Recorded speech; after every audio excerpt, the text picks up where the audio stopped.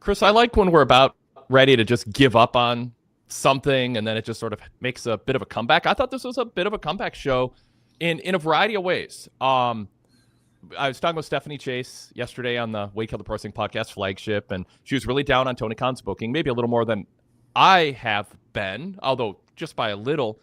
But I think this show, and then I looked at the attendance for the show, and like it was going to be like, 1,200 or 1,400 or something like that as of yesterday. I was like, man, it just feels like this isn't going to be good.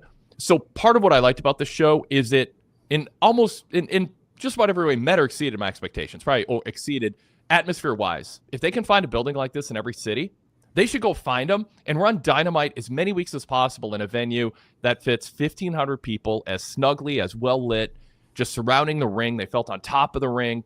I loved it. And I thought the video packages were what I have been advocating for 6 years. They're not, I don't mean these 8-minute flourishing WWE things that everyone throws up as some sort of, straw man argument against me. This was really good. It established relationships, personalities. It built matches. It could have done a better job building the world title match during the show. But I thought it was a really well-balanced show format-wise. And Excalibur introduced it as like a pay-per-view caliber lineup. It just packed with action.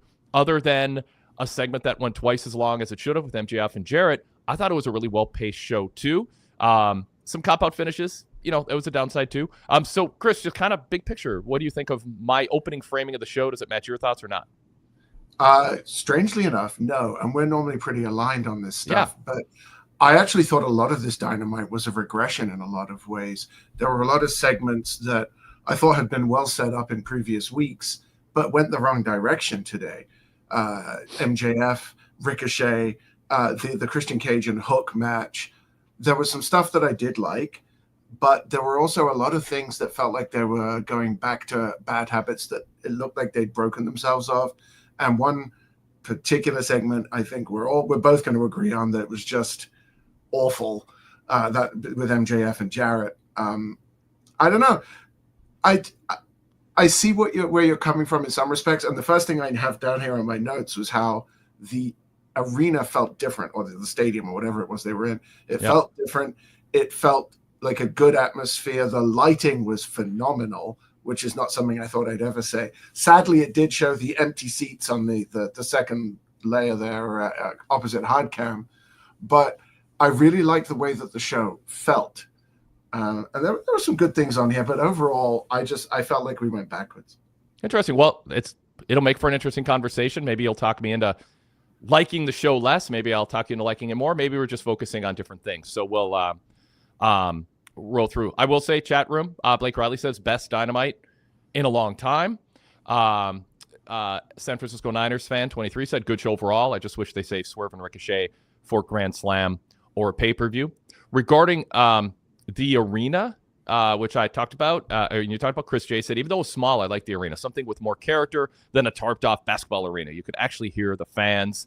And Derek Hubbard said, yeah, I'm with you. If you're going to have a smaller crowd, put them in a smaller, intimate arena that looks and sounds alive and excited. But as you pointed out, Niners fan says, I swear AEW could come within 15 of a sellout and find those 15 empty seats and put them right on camera. By the way, the venue is set up in a way where it holds like 4,500 for concerts, but for wrestling, with the ring on the floor, which is sort of the mosh pit or the general admission area for a concert, because they'd be looking at the entrance stage, some of the seats don't have sight lines of the ring. So they actually just couldn't have sold those seats if they wanted to. They were set up for just under 1,600 seats, and they sold every seat that they had configured as having a sight line worth selling, or worthy of selling. That's my understanding. That was explained to me. So whatever. But yeah, I mean, I didn't even notice that. I wasn't like, I was probably typing my report or something like that. Every angle I saw was great. When they came back from that final break, and the camera walked through the corridor leading to the on the balcony, looking at the ring and the entrance stage in the distance with the surround of the crowd. I was like, that's really good production. And AEW sometimes does a really good job, honestly, with like the camera angles when they have a giant building and a small crowd. They've really figured that out. But there's only so much you can do. But this, they embraced it. I thought it looked really good. I like Mox's entrance with Marina Shafir. I thought that there was a lot that they did well. We will get into some of the negatives, and you brought them up. Andrew H, by the way, says several production misses tonight, bad camera work on several occasions. But mostly, I think we're going to get into what the negative part. I think that's going to get the most attention is Jeff Jarrett and MJF. In fact, let's just start. I start on a positive note. Let's balance it out. Let's talk about this. We'll get to the wrestling matches and the results and a bunch of bleeding in the main event and Kenny Omega's opener, which I'm very curious what you think, Chris. I thought MJF's material was in the better half of the stuff he does. Less hack, less crude, less social media attention grabbing. It was on brand for MJF, but it eliminated a lot of the irritants and excesses. Jeff Jarrett's material was awful. I don't know if he came up with it or MJF came up with it and sabotaged him, or if MJF thought it was good and helped him with it. But Jarrett went after people who the crowd is going, what did they do wrong? Like, yes, you could say, well, MJF's parents raised him, but a lot of parents, there's good parents and there's bad kids. They've done nothing to establish that that MJF's parents are bad people. And then he took shots at MJF's girlfriend or fiance, and I thought that was like, she's not even a character in canon that they really talk about, and he took more digs at other people in MJF's vicinity than him himself. And then Jarrett going, everything you're saying I did better than you. It's like, no, you've never cut a promo that was as good as MJF's 5 best promos, and you didn't have the edge that MJF has, even though I think MJF crossed the line, and I've, in ways. So I thought just Jarrett was kind of in this like delusional rewriting of history phase, and I thought MJF went places that I give Jeff credit for letting him go, assuming he knew it was coming, that it was coming his way. But I thought Jarrett's segment was long, self-indulgent. It felt inaccurate, delusional, hack, aimed at the wrong targets. Didn't like that. MJF, though, it was a little mixed, but I'd say like 85% the better part of what I think makes MJF's character have edge. Chris, what'd you think? Oh, where do I start? MJF started off badly by calling someone in the audience a fat skank. I'm like, okay, here we go. Yeah, bad skank. MJF is back. Yeah. He just goes for the low-hanging fruit every time. Mm-hmm. Karen Jarrett is right now a face. We shouldn't be talking about her like she's some kind of promiscuous evil person. Also, it's 2025. Can we stop shaming people for having multiple sexual partners, please? Yes. Why are we talking about genitals of people who aren't even in the company? Why are we talking about how that tastes? Like, MJF just took all of these bawdry, low-class comments and just put it on national TV. Would I find that funny if I had 2 of my friends insulting each other back and forth? Yeah, but that's not what this is. This is a wrestling show that's trying to attract a broad audience. Jeff Jarrett's comeback started really well. He was calm. He was just laughing it all off, saying, what are you doing? Like, this is old. I've heard it all before. I've done it myself. Get some new material. And I thought, great. This is going to be how they turn MJF around and get him to be more serious again. And then Jarrett just went down the same road. Apparently Canadian is an insult now because a Canadian call girl is worse than a call girl. I don't know where that came from. And what made MJF's promos and the people like CM Punk and The Rock's sort of back and forth verbal sparring, what made those great was not inside jokes and low blows and the low-hanging fruit. It was genuinely cutting comments that they had to come back from. One of my favorite examples was Cena and The Rock, or Cena and Roman Reigns, where they just went at each other for things that related to wrestling that didn't bring other innocent people into it and weren't crude and crass. We didn't get any of that here. There was some of it, mostly from Jarrett, but it was just high school stuff, and both men are capable of better. I mean, high school, that's insulting the high school stuff. Valid. No, and I think I'll stand by that. I think MJF, it didn't feel like, I mean, you brought up the examples that's in that kind of 15% of what I was like, oh, he almost showed, it sounds condescending, but like he almost showed the maturity to know what to include and what to exclude. And he's 28, he's not 23 or 20. I mean, that's like, I think he should have an editor he trusts to just scratch out 15 to 60% of his material, because it just, there's so much there and he doesn't need that much. Like Peanut butter jelly sandwiches. There's a right amount of peanut butter, right amount of jelly. It varies a little bit by person, but you never put a half a cup of jelly on a piece of bread. You don't put half a jar of peanut. It's like, just like there's a right amount, and then you whittle it down. It just would have been better, shorter. But come on, Jarrett was, your MJF has earned and even addressed it. He's like, all these people used to put me on a pedestal, now they're trying to tear me down. There's something there. And I'm not just praising MJF because he stole my term last week, calling Jeff Jarrett carny, which I really pointed out last week was a thing Jarrett totally did by talking himself into getting this much TV time again in his career. And it sounds like an insult. It's just an objective statement. That's what resilient veterans find a way to talk a promoter into giving them TV time ahead of, some would argue 15 other people who would be better off getting this TV time. Is talented and smart in so many ways as Jeff Jarrett is. And I add that as a caveat because it's true. Like, he's really savvy, but he's in his late 50s. He's not cool. He has all the baggage that MJF talked about. It's not what AEW needs right now, but he's talked his way into getting a major program against MJF. He's carny. I mean, that's like, it's Bubba Ray getting Dixie Carter to, do a long program. It's most of Hulk Hogan's career after he was a top draw. So, but man, that material with Jarrett was bad, and he was so self-satisfied as he delivered it. And you're like, this is bad, and he doesn't know it. Like, he had no idea. And there just comes a point when you're, 58 or whatever. I don't think Jeff's ever been all that cool. I mean, he's had moments of being a good character, but there comes a point to just be like, I got to stop trying to be cool, and I don't know.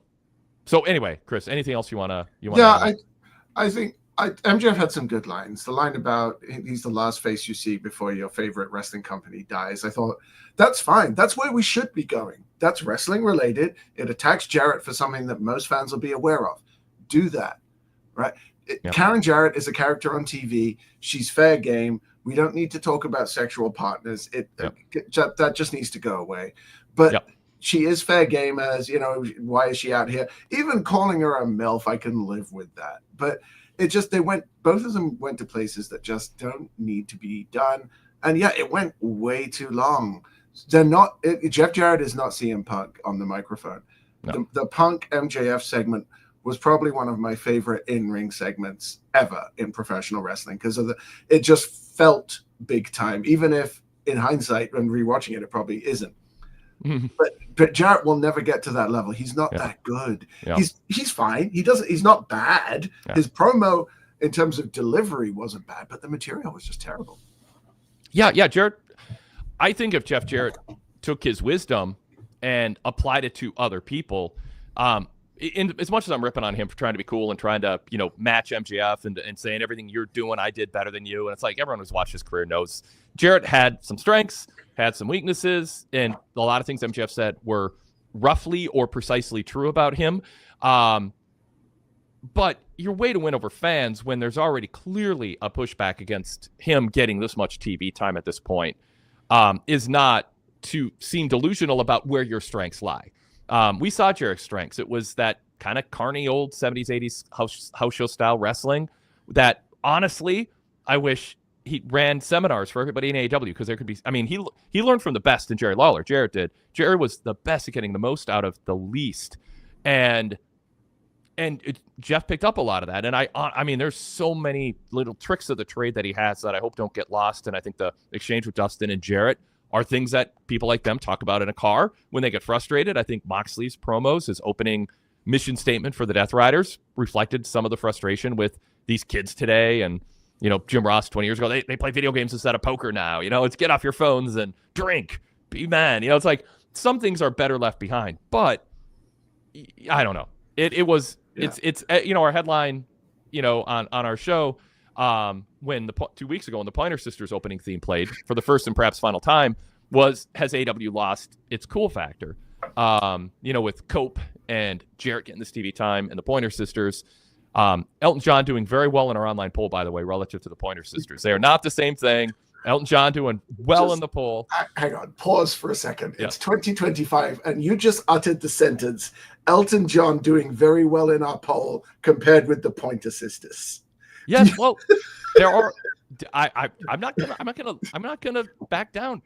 No, I don't blame you. So here, my point here is that Elton John's song, if most people watching Dynamite have never heard of Elton John and never heard that song, it sounds like a wrestling theme that could have been created for Collision. Mm-hmm. The Pointer Sisters song doesn't. That's my point.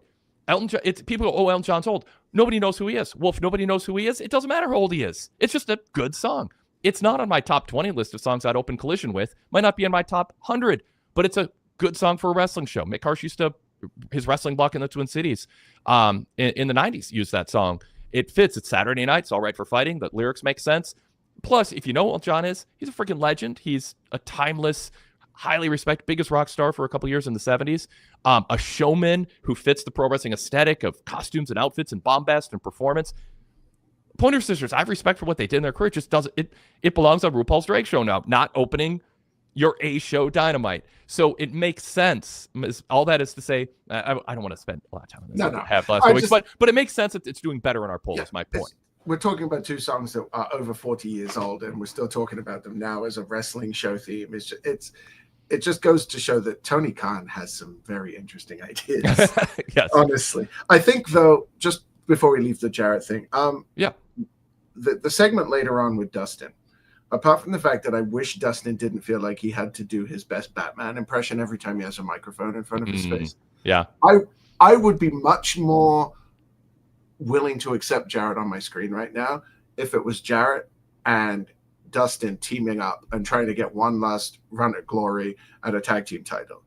And maybe they were going after Private Party. Maybe Dustin loses the ROH tag titles and they want to try and get them back. And those two, because they are the last of a generation, they are a dying breed. And putting those two together would make logical sense. It would keep them in a fairly important storyline, but it sort of matches where they should be on the card.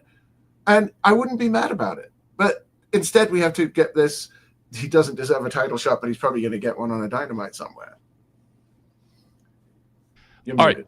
No. I brought the poll. First of all, again, I'm going to move on from this, but Ramen Noodle says Elton John is timeless. Bite your tongue. Goodfella says Rocket Man.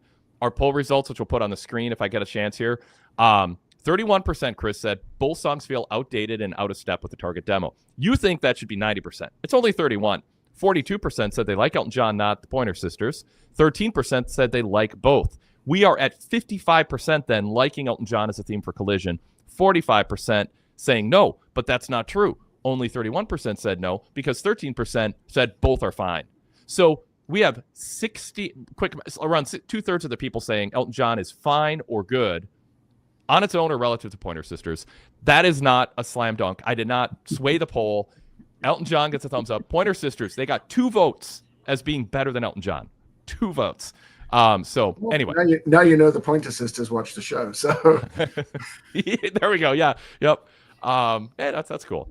I mean, it's a good song. I listened to it when I was a, adolescent, but I'm not, doesn't belong. I mean, that was a big head scratcher. Okay. Let's pause. Let's just introduce the show. I want to throw up more quotes from the chat, and we got a lot more to talk about. This is the Wade Keller Pro Wrestling Post Show for Wednesday, January 15th, 2025. I'm Wade Keller, host of the show, the editor, publisher, and founder of PWTorch, which started as and continues to be a newsletter. Here's this week's paper copy, hot off the presses, mailed with postage stamps and labels to subscribers all over the place. So it's, here it is, paper copy, folks. You can subscribe. Also, the host of, or the editor of PWTorch.com, our main website. We've got news on Malachi Black up on the website. I point everybody to go check out that story. Some original reporting and some details on kind of what's going on with him and kind of the state of things. And also we have an interview with the Hardy Boys. PWTorch's own Brian Zillum is up with an original interview he did with them, talking about why they left AEW. Matt detailed the conversations, gave his take on conversations with Tony and why ultimately they decided to go to TNA. And then they talked about TNA's event this weekend and other TNA-related topics. So good interview. Another reason to go to PWTorch.com. Also, my live TV coverage of Raw, Dynamite, and SmackDown. You can get more than a hint of what I think of key segments by reading that report before you come and watch us live or download the podcast later. Speaking of which, I host a variety of podcasts, including the Wade Keller Pro Wrestling Podcast flagship with Stephanie Chase. yesterday. We spent about an hour talking about the WrestleMania matches for top talent in the top men's talent in WWE. And we just looked at the pros and cons of the top 2, 3, 4, 5 names for each of the top names in terms of, does this make sense for them to wrestle them? Why not? What would it exclude if that wrestler wrestled that wrestler? What matches would be displaced? Really fun conversation. There's many ways you can talk about the Rumble and WrestleMania format-wise. That's one of the fun ones at this stage where nothing is 100% locked in. I got a nice email from Jason K. An hour ago who said, "Hi, Wade, I can't be alone and really enjoying your recent podcast with Stephanie Chase. I believe you also did one with her some months back. That was also excellent. Hope you two do more together. Great chemistry and an easygoing listen." To listen to that, go to or search Wade Keller in your podcast app. And when you do, you'll see a blue logo and a red logo pop up. The blue logo is our Wade Keller podcast feed. Those are not on YouTube. They're just audio only. It includes pay-per-view and PLE previews, interviews, mailbag segments, our weekly flagship, flashbacks, classic interviews, and more. It's free. Search Wade Keller and subscribe. And when you do that search, you will also see a red logo pop up, which represents the logo for what we're doing now, the Wade Keller Pro Wrestling Post Show. Subscribe to that also. You can watch us on YouTube, but you can also listen to the audio-only podcast format. Yeah, so that's free. Search Wade Keller, subscribe to both. And every Monday, Wednesday, Friday, we are here on the PWTorch YouTube channel talking Raw, Dynamite, and SmackDown. And we appreciate those of you who join us live on YouTube and participate in the chat. It is a really fun format. And we also want to give a shout out and hello to the majority of you who are listening to us on our podcast feed that we've had rolling for, in essence, 15 years. Speaking of which, we're putting up some of those 15 years ago shows now on both the red and blue logo feeds, which are fascinating to listen back to. Some of our earliest call-in shows, circa 2010. I had to think, was it 1990? Was it 2000? And I had to do the math in my head. It's all a blur, Chris. So as we do here on the post show, we have a rotation of co-hosts, and Chris Lansdell from PWTorch is tonight's guest co-host, making his return to the Dynamite post show. Chris, welcome. You are recovered from all that New Japan coverage for PWTorch. Thank you for that. Just take a deep breath for your sake. How are you doing? Not bad. It's going to sound like I hated the show, and I didn't. I did enjoy the show. I often do. Dynamite or New Japan? Both. What are you talking about now? But specifically with Dynamite tonight. Gotcha. That's what I thought. Yeah. There was a lot that I need to point out. You know, I can love something and still want it to get better. Oh, for sure. I think that's what we're all about. To recognize. Yeah. For New Japan, I mean, I've talked about one-match shows quite a lot, and it's hard to say it was a one-match weekend. It really wasn't. But all anybody is talking about coming out of that is the Kenny Omega and Gabe Kidd match. And unfortunately, not just because of the match itself, but if anybody has not seen that match, it is worth paying the money just to subscribe to New Japan World simply for that one match. Honestly, I have never broken a rating scale. I was tempted to do it. I was tempted. You know my feelings on that. I've spoken out against him. That match was good enough. So I don't want to get in a big discussion with you. Todd Martin and I talked about it on the Fix last week. Todd really liked the match. I really liked the match. And I don't want to, what's Rich is saying that I can't think of right now. Anyway, I can't think. But I didn't think it was like off the charts good like you did. I thought it was walk and brawl, laying around for a long time, getting up again. It kind of had 3 stages to it. I thought it was really good, 4 stars plus, worthy main event. But I just didn't. I didn't think Kenny had that acceleration and that spring that really differentiated himself. I didn't think he had a chance to show that off. I thought and who could blame him? He has it takes a while to get your ring timing back and that spring in your step. He looked great. The storytelling, and it's one of his strengths. He had why he's so highly regarded is he has many strengths, Chris. I thought some of them were very much on display. Body language, the way he told the story with facial expressions and all that. But I wanted to love it as much as you did. I mean, I really did. I thought it was a excellent match, but I think people should go out of their way to watch it. I think it's a really good example of Kenny. But man, if you watch that back to back with Kenny 6-7 years ago, it's a different Kenny, and it's not a shell of his former self, but he had to wrestle a different style. That opponent was like some opponents create movement and energy, and it was just, I don't know. Absolutely. Yeah. If you show up at my door tomorrow with a Mercedes, I will be very, very happy. If you show up at my door with a Lincoln, I will also be very, very happy. but it's not as good as a Mercedes. Mm-hmm. They're still amazing, right? I'll do this real quick, 45 seconds or less. Kenny Omega created a bunch of movement and showed a bunch of bursts. He leapt from the ring over the barricade in a senton and landed perfectly. He powerbombed a guy over a railing through a table. There were bursts. There just weren't as many as we're used to. The storytelling was great, not just from the wrestlers, from the referee, from the other two Bullet Club War Dogs guys that were at ringside. I thought Connors and Maloney played an amazing role in that match, and in talking about it, I thought the commentators even played their role. Chris Charlton's going over the top aside. Everything about that match made it feel like a huge deal. From the moment Gabe Kidd peeled down his pants to reveal the lion mark on his trunks, which is probably a bigger deal to wrestling fans, to New Japan fans, than it is to people who just watch casually. But from that moment on, everything about that match just clicked. There were things I wanted that I didn't get from it. I was hoping we'd see Gabe adapt a bit more to Kenny's style. We didn't quite get that. Kenny hit some unprotected chair shots, which I never want to see. But I could not find enough to fault the match to take it down from 5. No, that's fair. I mean, yeah. and you know what I thought watching it is, because I knew the praise it got before I watched it. Like, I mean, I didn't read through our reports or anything, but I hadn't listened to your Roundtable VIP podcast, which was great to listen to, by the way. You and Sean and Rich were real blast to listen to covering that. But I hadn't listened to it thorough stuff, but I knew it was getting praised a lot. And I didn't watch it like, let me be some devil's advocate. I'm gonna counter. No, I just wanted to love it. And by the end, I was like, this was like really, really good. I'm glad Kenny's back.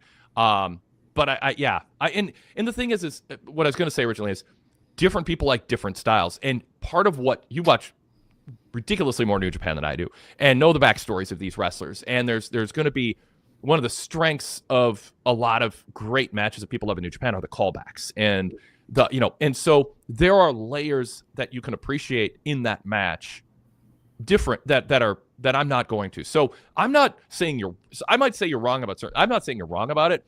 I'm just saying, for me in my viewing, I saw it as something less than something tempting me to break the star rating scale. That's all. I mean, very, very, very good match. We could go on for a while about it. The chat is on my side, but just very anecdotally. Valentino Santillan says, I agree with you, Wade. And Goodfella 1422 said, I thought the match was more methodical for a Kenny match with explosive moments. I loved it. I guess that's on both of our sides. I don't know.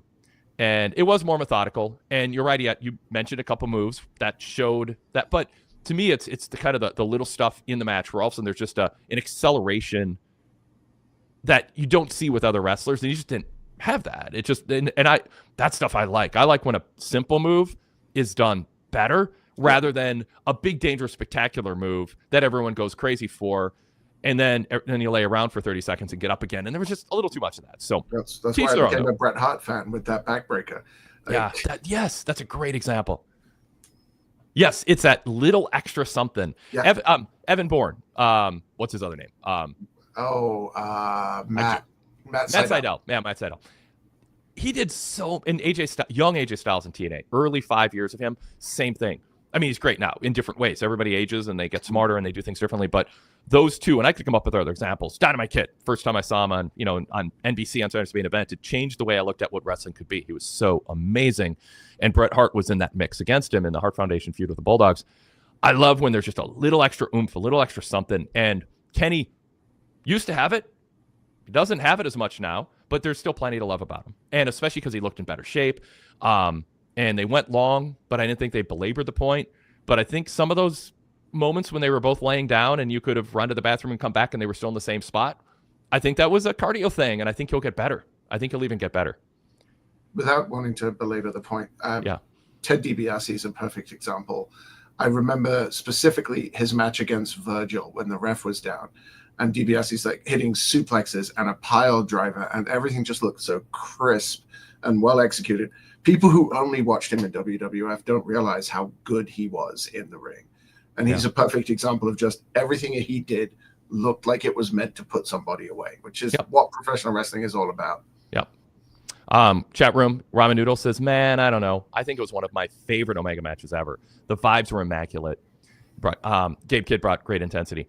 It can be one of your favorite Omega matches. I will not disagree with that. I just don't think objectively 10 years from now, you show someone the Kenny Omega best of tape. I just don't think this is going to be top 3 for most people if you watch his best stuff. And hopefully, by the way, hopefully the other 2 are yet to come. That would be awesome. But then this won't even make the top 3. I think I could agree with that. But then again, I think you could do 10 Ospreay matches on a DVD as best of, and the next 5 would probably still be 5 stars. So right. That's the thing. You mean Omega or Ospreay? You said Ospreay. Both. Yeah, well, both apply. Yeah, so I just want to be clear. Yep. Yeah. Yep, absolutely. Okay. Let's get back to King of Strong Style, by the way, says if AEW can give him a real story, he won't have to kill himself every match. Let's transition to this. Kenny wrestled tonight, so let's actually make it seem like we're talking about Dynamite as a lead in here. Brian Cage, different than Gabe Kidd, but also not a guy who's going to create a lot of movement. It felt there was an early spot where it was a powerbomb that Kenny turned into Hurricane Rana, and he almost he did land on his head and jabbed his neck. And it's like I just want to see Kenny fight smart, and I don't know if that's part of a larger trend or just Brian Cage. It's just difficult to do certain things with him relative to others. He's super strong, but it's different than working with smaller guys. But of all 3, what did you think of this return match for Kenny? This was the largest audience he's had since his injury. It was a storyline match to forward the Don Callis thing. This was stage 1. Obviously, they're moving to different people, so context matters. What'd you think? Have you seen The Boys, by the way? The TV show The Boys? I promise this is relevant. I think I saw some of it, but not a lot. I think it was a really big get for AEW to have Butcher from The Boys come and wrestle Kenny Omega tonight, because Brian Cage's new look, I don't know. Yeah. This match actually worked on a lot of levels for me. Brian Cage is always going to look like a dangerous person, even when he never wins. He's huge. He looks like somebody pumped him up with a bicycle pump before he went out to the ring. Yeah. He can throw around a bunch of people, and his moves are devastating to look at. I'm glad they didn't let this go too long. It was just under 12 minutes, I believe. And Kenny finished him with one finisher. He didn't really try to pin him after a clean V-trigger or anything. We didn't have Cage kicking out of 17 moves. It was one winged angel, struggle a bit to get him up. That's fine. You should. Bam. That's it. Done. Yeah. That's exactly what it should have been. To me, the most important thing is we're going to get that dream tag match very soon. Yeah. And I cannot wait. That's going to be something. Like, with those 4 people in the ring, the form they're all in, I will take that any day of the week and twice on a Sunday. How do you think they're doing with the story of Ospreay and Kenny? There's obviously, tense stare down, working together, but there's still some stuff to be worked out. We're not pretending that we're best friends yet, but obviously Will earning points by coming out to help Kenny. What do you think of that aspect? Because what I want AEW to do is be in the storytelling business. By the way, John Moxley told Yahoo Sports or Yahoo he wants stories to be the thing, not people. Well, we'll get to that. yeah, exactly. Yeah, I get that statement comes with a lot of potential baggage, but So what do you think of the way they're telling the Ospreay Omega story? They haven't told us anything, and that I think is a shortcoming on this. They have not done anything to put either of those people on the microphone to explain why there's tension. We haven't had Kenny thank Will. We haven't had Will explain why he saved Kenny. We haven't had any teasing of what could happen if they team up. We've just seen them in the ring together on 2 consecutive Dynamites now. And so the announcers did some talk about that, but that's about the extent of it. And that's the criticism is that shouldn't be the job of just the announcers all the time. The first week I was fine with it because it made us want to watch this week to see what the follow-up would be. This week, though, I'm starting to say someone needs to say something now. It's not a problem yet. I don't think it's bad. I don't think we can give it a grade because it's right at the start. Like, we're in the first few pages.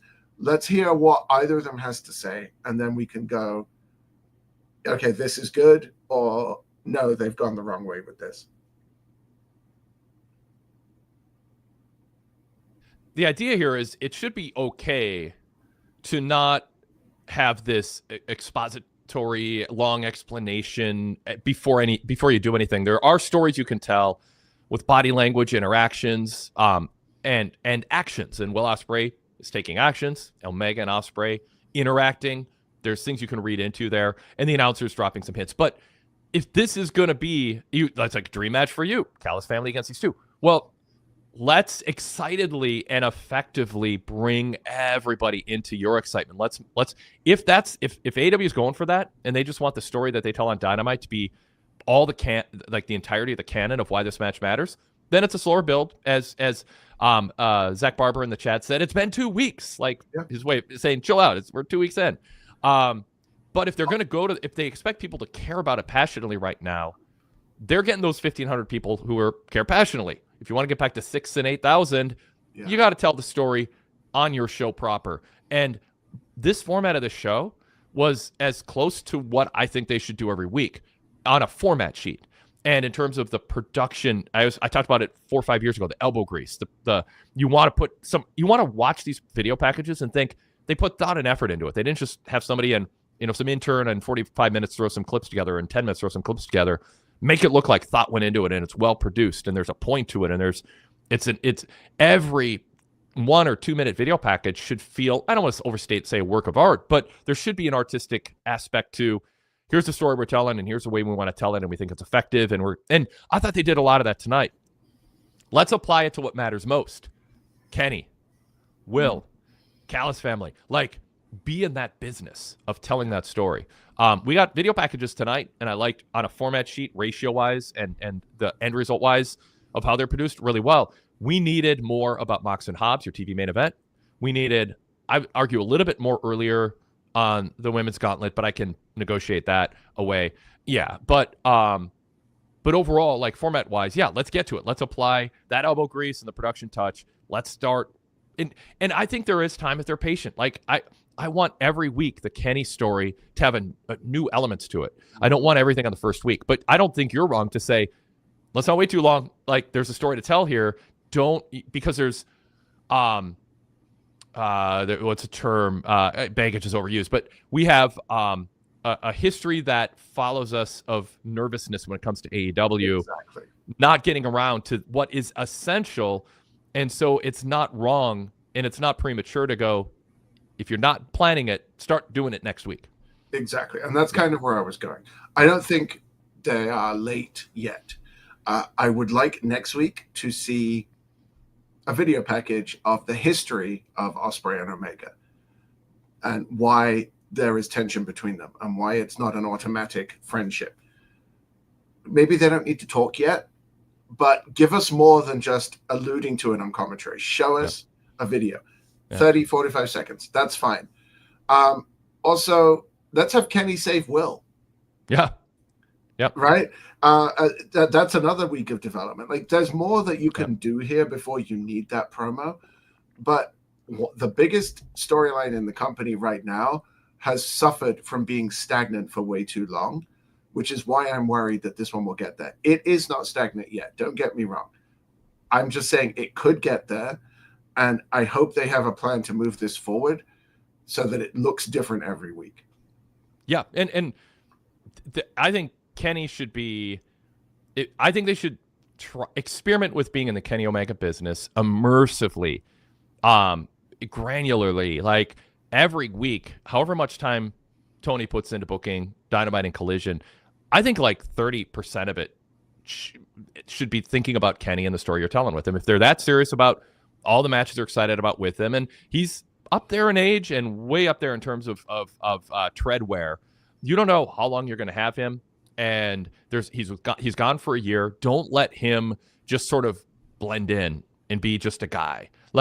There's something about when someone's gone for a while and they come back, it can be a fresh start. When I interviewed Vince Russo and Ed Ferrara for the Ultimate Insiders DVDs 20 years ago, we talked at length about how, Vince and Ed would show up at Vince's dining room table, and Vince would go, what have you got for Stone Cold? An hour and a half later, he'd ask a second question. What have you got for Rock?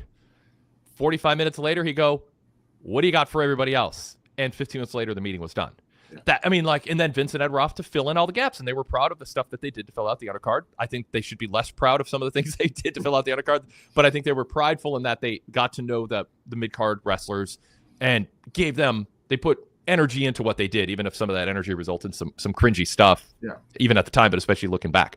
But that's my point, is like, get in the business. AEW is an ensemble company. They're not 1 or 2 stars. They don't have, Kenny is not Stone Cold circa 97. So let's not pretend he is. But to get the most out of him and to not continue the cycle of AEW where you get 2 to 3 weeks of something and then Tony moves on to the next shiny new toy, loses track, thinks I've done what I need to because the internet, this little echo chamber of Twitter tells him it's great and we know everything you're doing. We can't wait for the great match.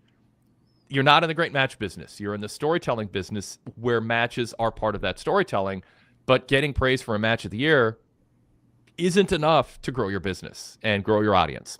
So let's tell the Kenny and Ospreay story with Callis. But frankly, I mean, Callis got mic time. They showed him at ringside. If AEW had a great track record, we'd say this is a start of something typically great for them. This is not a bad start. It's justified concern that they think 80% is accomplished right now. And it's not. It's 5%. And I mean, I'm hoping that tag match happens in Australia. It'd be a great way to get Kyle Fletcher a big match on that card without giving him a title shot that he would probably end up having to lose. And that's the perfect place for it. Next week you give them Archer and Cage as a team. Maybe that you tease some tension, although partners who can't get along is just an overused trope at this point. There's plenty of ways this can go. It's going to lead to something that is going to be a classic match at Grand Slam, and I'm happy with that. I want to give them the benefit of the doubt, but that's bitten me too many times. Let me ask you this. This is in the chat. Andrew H. says, I don't believe Tony Khan can or will book Omega anywhere close to how he's booked in New Japan, and the New Japan booking should be the model. Okay, so 2 things. I want you to talk about what Andrew H. is referring to, and if you agree with it, and tell the audience listening what that means. But number 2, New Japan is not AEW. It's not a weekly TV episodic series, 2-hour shows building to a monthly or bi-monthly pay-per-view. So whatever Andrew is referring to, what applies and what doesn't? So more to the point, AEW and New Japan take place in different countries, and the audiences want different things. If you ever watch a New Japan show, there's no real chanting. The crowds aren't screaming and yelling. It's a very respectful applause. If you do get them chanting and screaming, you're having a classic match. The reason Kenny Omega is so great in New Japan is not anything to do with booking, and it's everything to do with the way his matches play out. He could do that in AEW, but I don't know that the North American audiences would be as receptive to it.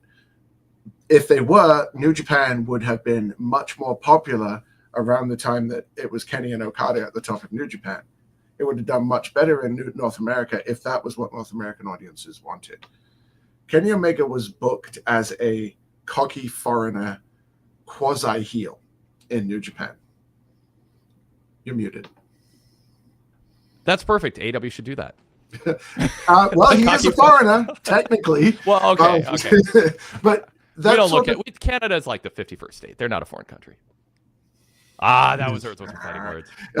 Hey, I don't think they're as close to being an autocracy as we are. So I got to get the jokes in while we can. I will refrain from commenting because my day job is government related. The issue is smile because otherwise we cry. But go ahead. Yeah. Yes, basically, foreigners in New Japan are booked almost like a completely different entity from the Japanese wrestlers. When Zack Sabre Jr. defended his title in the main event of Wrestle Kingdom, he was the first foreigner ever to win to defend his title in the main event. Brock Lesnar didn't do it. Bob Sapp didn't do it. Kenny Omega, Jay White, none of them did it. And that's kind of it. Like if you look at the stables in New Japan, the stables that have foreigners in them are almost entirely made up of foreigners, but they're not treated as a foreign menace. They're just people from another place that happen to go together. Okay. None of that translates to AEW. You can't really do that. Kenny was popular in New Japan because he exuded cool. He came out in very cool outfits. His music was a take on Final Fantasy VII, which is probably one of the greatest games of all time. He came at it in sunglasses. He looked cool. He wrestled cool. He was part of Bullet Club, which was still cool when he was there. He led Bullet Club for a long time. None of that has really translated across to North America. It doesn't sort of resonate on the same level. Tony can book Kenny Omega in the best angles possible. He could be part of a bloodline angle. Unless Kenny is able to do what he does in the ring without any restrictions and with opponents who can go with him, it's not going to feel the same. Now, they are setting him up for a run at Okada, who is one of the people who can do it. Ospreay could do it, Takeshita could do it, and probably Carl Fletcher could. So the next few people that are in his path are all capable of having that sort of a match with him. So maybe we'll get it. David Bryant, PWTorch Collision Hits and Misses author, says wrestling matches are like songs and musicals, and Tony Khan likes jukebox musicals. What do you think of that framing of it? That he just goes right to the song, not the story behind it. Yeah, I see the logic to that. It's just there's other things about what you're saying. There's other things about Kenny's presentation in New Japan that make his matches great besides the moves in a vacuum. Yeah, and it's the context and the presentation and really the culture of New Japan and how it fits into the sports world and the whole history of the fan base. I mean, they bring a very different culture to what Kenny does, and Kenny's a good fit. That's why there's things that people love about what Kenny did in New Japan that are not going to translate or need a lot more support to have anywhere near the effect that they do in New Japan. But an effort that you have to acknowledge that's true and then make an effort. But there are things Kenny can do that wouldn't work in New Japan also that would be very good in AEW Dynamite. But again, I just think some people who are used to in AEW, who are used to indie style wrestling, PWG, we got to sell DVDs, so let's create a buzz with a great match. But you're not telling weekly stories. New Japan, big matches. Culturally, it's different than here. A lot of people involved in AEW, Tony Khan and the top wrestlers thought, not Cody. Cody knew better. Moxley, to a degree, knows better. I've got issues with a lot of what Moxley's doing with the Death Riders, but he knows better. He's been in WWE. That's why I made the pitch for VIP members in my Wade Keller hotline earlier. I played out, what if Corey Graves became commentator on like Collision? Imagine what would bleed out in production, what would bleed out on TV and what he'd bring up in production meetings about what they should be doing, because he's been around a lot of different style approaches. That's a whole other topic. So you can hear me talk about it on the Wake Keller hotline, go VIP, pwtorch.com/go VIP. But there are opportunities for AEW that they've missed out on to take what people were excited about and loved about what the wrestlers brought to the table from PWG, the indie scene, ROH, New Japan, but adapt it to a weekly TV series on national cable with an audience that you want to grow beyond the people who have been ordering New Japan shows or ordering DVDs from PWG. And that just didn't seem to ever click with them, Chris. That was like a really essential new part of their job description. And it's like it's like a librarian who showed up and thinking Dewey Decimal System, that's all I need to know, and I'm going to know it forever. It's like, no, we have computers. And people are going to show up here wanting to rent DVDs, and you're going to have to teach people how to use the internet who don't have internet at home. And they're like, huh? That's not what made me the greatest librarian at the 19 whatevers. So I don't know if that's a fair or unfair analogy, but times change and context changes. And yes. Kenny and the Bucks and Tony, especially those, they didn't.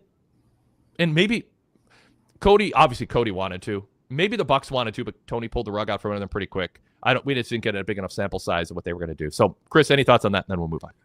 I don't think the issue with the match, with the way that the AEW is being booked, is a question of times changing.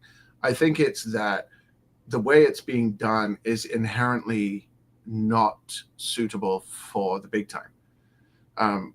It seems like I say this every time I'm on this show, but you can't run a national company with good matches and no stories. Yeah.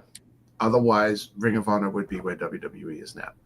Like, Ring of Honor in the early 2000s had unquestionably the best wrestling in North America. If you look at that roster and where some of them are now, you would be hard-pressed to find a better selection of talent at that time, and probably at most times in history. Tony Khan is booking a promotion for Tony Khan, and people like him. And the danger of not pointing out the flaws in it is that it will never change. He's got enough money to do that ad infinitum, and good for him. But it's never going to be popular enough to sustain itself if he doesn't understand that. There aren't enough wrestling fans like him, and frankly, like me, to keep that show on the air. Yep. And we're seeing that, in sort of real time. Okay, let's shift to Jon Moxley Powerhouse Hobbs for a moment here. Main event of the show, world title match. They picked up where they left off, basically. Hobbs blew his knee out last April on Dynamite, missed a bunch of ring time. Mox and Hobbs have a rapport, chemistry. Mox wanted to finish what they started, I think, is what was going on here. What'd you think of the match? If I could take the blood spots out of it, I think it was a decent match. I think Moxley gave a lot to Hobbs. It made him look like a real threat. He didn't just go in there and squash him. It wasn't even an extended squash. He actually needed the cheating to beat him. Mm-hmm. And Hobbs looked dangerous, and he looked good and like he belonged at that level. He didn't look out of place, which sometimes happens when you elevate these sort of mid-card people to the top of the card. That said, we can't take the blood out of it. Biting off somebody's earring, I had my fill of earring-related violence with the screwdriver through Jeff Hardy's ear. Mm-hmm. And then my piercing-related violence when Triple H pulled out Batista's piercing. I didn't need to see that much blood coming from an earring. This is free TV. If you're doing that on free TV, what's your next step up when you go to a pay-per-view? Well, we know it's suffocating people with a plastic bag and stabbing them with a hypodermic needle. So you don't need to put that on television. Mm-hmm. You could have done the match without that. And I mean, Moxley, there was a joke going around for a while that the match isn't over until Moxley bleeds. It's like Chekhov's blood pack, right? Like it's going to have to be used at some point. Mm-hmm. But it just starts to make all of his matches feel the same. When there's that much blood, that's all you can really pay attention to. And it all sort of makes everything feel like you've seen it all before. And it kind of just put a damper on the whole match for me.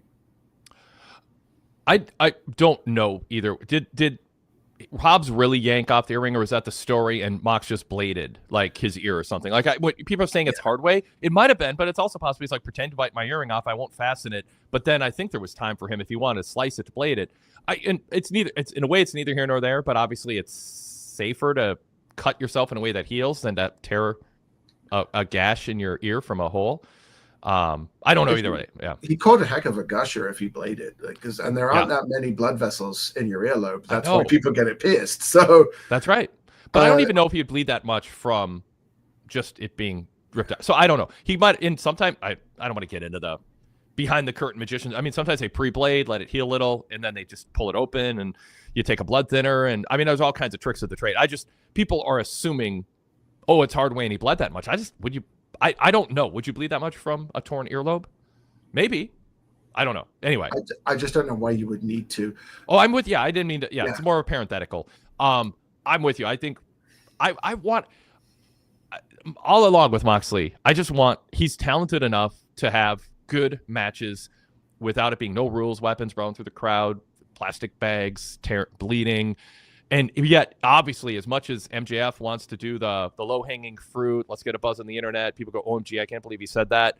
That's what he lives for. Mox lives for hardcore. I mean, like he told me when I interviewed him when he left WWE and was headed to AEW right after he arrived, that he would just be super happy working hardcore indie shows for $200. Like, it wasn't about the money. He's like, I didn't even open WWE's last offer because I knew they couldn't let me do what I wanted to do, what I need to do. So when people go, why is Darby climbing Mount Everest and why is he jumping off of these places? I'm not saying a boss should pay someone to do it because you're sort of exploiting that personality tendency. But Darby needs to take chances for whatever reason. That's what it's like. Kenny said, without wrestling, what do I have? Well, with Darby, without taking risks physically, what does he have? And I think with Moxley, without bleeding and doing gore and taking things to another level, what does he have? But Vince McMahon dealt with a bunch of people like that, and other promoters have, and they're like, wait, that's not what we're doing. And that's your point, Chris. We don't want that on our TV show. We don't need that at this stage of the game. It's Powerhouse Hobbs. It's his comeback match. It's not a blood feud. But the argument is Moxley's like, hey, I'm guessing here. Like, what you need, Hobbs, is an edge. You don't have that edge. Bite out my earring. I'm going to bleed a gusher. And that's good. I think that's kind of probably the rationale. But even biting an earring for a guy that looks like Powerhouse Hobbs in terms of physique still doesn't really fit. it would have been better if he just grabbed the earring and ripped it off. That would have fit more what you're trying to get Powerhouse Hobbs across as. It's just this big, brutally strong man who can just rip an earring straight off your face. That would have been more effective to me. I still would not have liked all the blood, but I don't want to seem like I'm an old man shaking his fist at a cloud. Blood has its place in professional wrestling, and it can enhance a match. This wasn't the match to enhance. It didn't need this. So, by the way, David Bryan says if he bladed the lower cartilage of his ear, there are a lot of capillaries in that cartilage. So, bladed or I guess that wouldn't involve the earring being torn out. We don't need to solve this right now, but that's just a comment in the chat. Thanks, David. Ramen Noodle says, I'm sure Hobbs appreciated that blood. It made him look like a badass, and he needs to separate himself from the pack. And Mox has been pretty judicious with his bleeding in the past year or so. Wow, that's grading on a curve. Chris's silence says it all. I'm gonna just say I don't agree and leave it at that. Yeah. Yeah. I think more than anything, what we need from Mox and the Death Riders is some advancement of this agenda. It's like they forgot. Mm-hmm. And it's just now let's bring everybody to the ring, interfere, and do a gang beatdown after the match. And that's really put a damper on what I thought could have been one of the most promising storylines AEW has had. They've done nothing with it. It's exactly where it was 6 weeks ago. Colin McGuire over at ProWrestling.net did just a fantastic column this week. It's on Monday, McGuire's Mondays, and it was the rise and fall of the Death Riders. And he transcribed like the initial promo from Moxley, and he called it a long, dramatic, poetic diatribe. That was one of the first promos Moxley cut when the Death Riders came to fruition. And he said those words as he was riding around in a truck at night. Wheeler Yuta looks cinematic. Even watching it back now, knowing what we know now and seeing how everything turned out, it's still a great promo with a lot of hope attached to it, a lot of emotion stirred up for those who have been following AEW since day one. Okay, yeah, I agree with all that. I still think it was doomed from the beginning. I mean, I can't get past. There was another great example of it that I was reading about, or it was like a back issue or an old podcast where like there was it was like 20 or 30 years ago. There was something that they did that was, it might come to me as I'm talking this through, where it was in WWF where they, was it Muhammad Hassan? His whole promo was about how if you're a different religion and a different skin color in America, you get treated differently, and people think it's okay because there's extremists and everyone assumes you are, and that's not right. And America sees themselves as a melting pot and open armed, but when it comes to us, you're not. And it was like, how is that a heel promo? Mm-hmm. And I said it back then. I forcefully said it and I think it was in my Raw report. Like, how is this a heel promo? We as Americans should be ashamed and admit, like, not individually, kind of collectively, like, that's something we shouldn't just like, oh, well, whatever, we're not perfect. Like, and how did he get cast as a heel? So my thing with Moxley is, how's he cast as a heel saying this stuff? Yeah. 150 wrestlers on the roster with big fat paychecks and that junk in their hands. What are they supposed to do? Where are they supposed to go? I hate what AEW has become. Ego's out of control. Celebrate when there's no reason to celebrate. Dancing and partying when there's no need for dancing and partying. I cannot stand it anymore. I will burn down a forest to plant a new one. I'm not sentimental. I will do what has to be done. We see a better future. We'll make it happen. You can come with us if you want. If you don't, run while you can. That's a babyface promo. You can't. It felt good to say it, but why are we booing that? Why are we expected to boo it? Oh, that's right, because he tried to suffocate Bryan Danielson to death. Yeah, that's a good reason to boo him, but that message runs totally contradictory. I'm a broken record on this, but Chris, you just said, like, off to a promising start. I think the whole concept was obviously fatally flawed from the beginning and unsalvageable. It's just been mishandled, even worse than we could have imagined since then. I think there's ways they could have done that would have made it all make sense. Help me, because Zach Barber says it's called nuance. I say a fatally flawed idea from the beginning. No. This is not a case of nuance. This was a hit you in the face promo that should have gone somewhere. So he talked about people not taking things seriously. And for the first couple of weeks, he went after Private Party. He went after Top Flight. He went after Dark Order. All of the people who arguably are just on TV joking around, right? They could have carried on with that. They could have gone after the Outriders. They could have gone after the Bucks at some point. People who aren't taking this seriously as professional wrestling and just want to go out there and make in-jokes and laugh with their friends. That would have fit his promo. He could have basically said, I'm going to keep taking out these people who don't treat my sport with respect until this place looks like what I want it to look like. I'm going to shape it after my own image, which I think was a line from his promo at some point as well. He wanted to remake AEW in his own image. That would have fit the gravity of that initial promo. It would have coincidentally fixed some of the problems that you and I both have with the way AEW goes, with these jokey people and sort of taking the tone of the show in a completely different direction. The problem is they haven't acted on that at all. They have become a generic heel stable who overwhelms people, cheats in their matches, and then beats people down.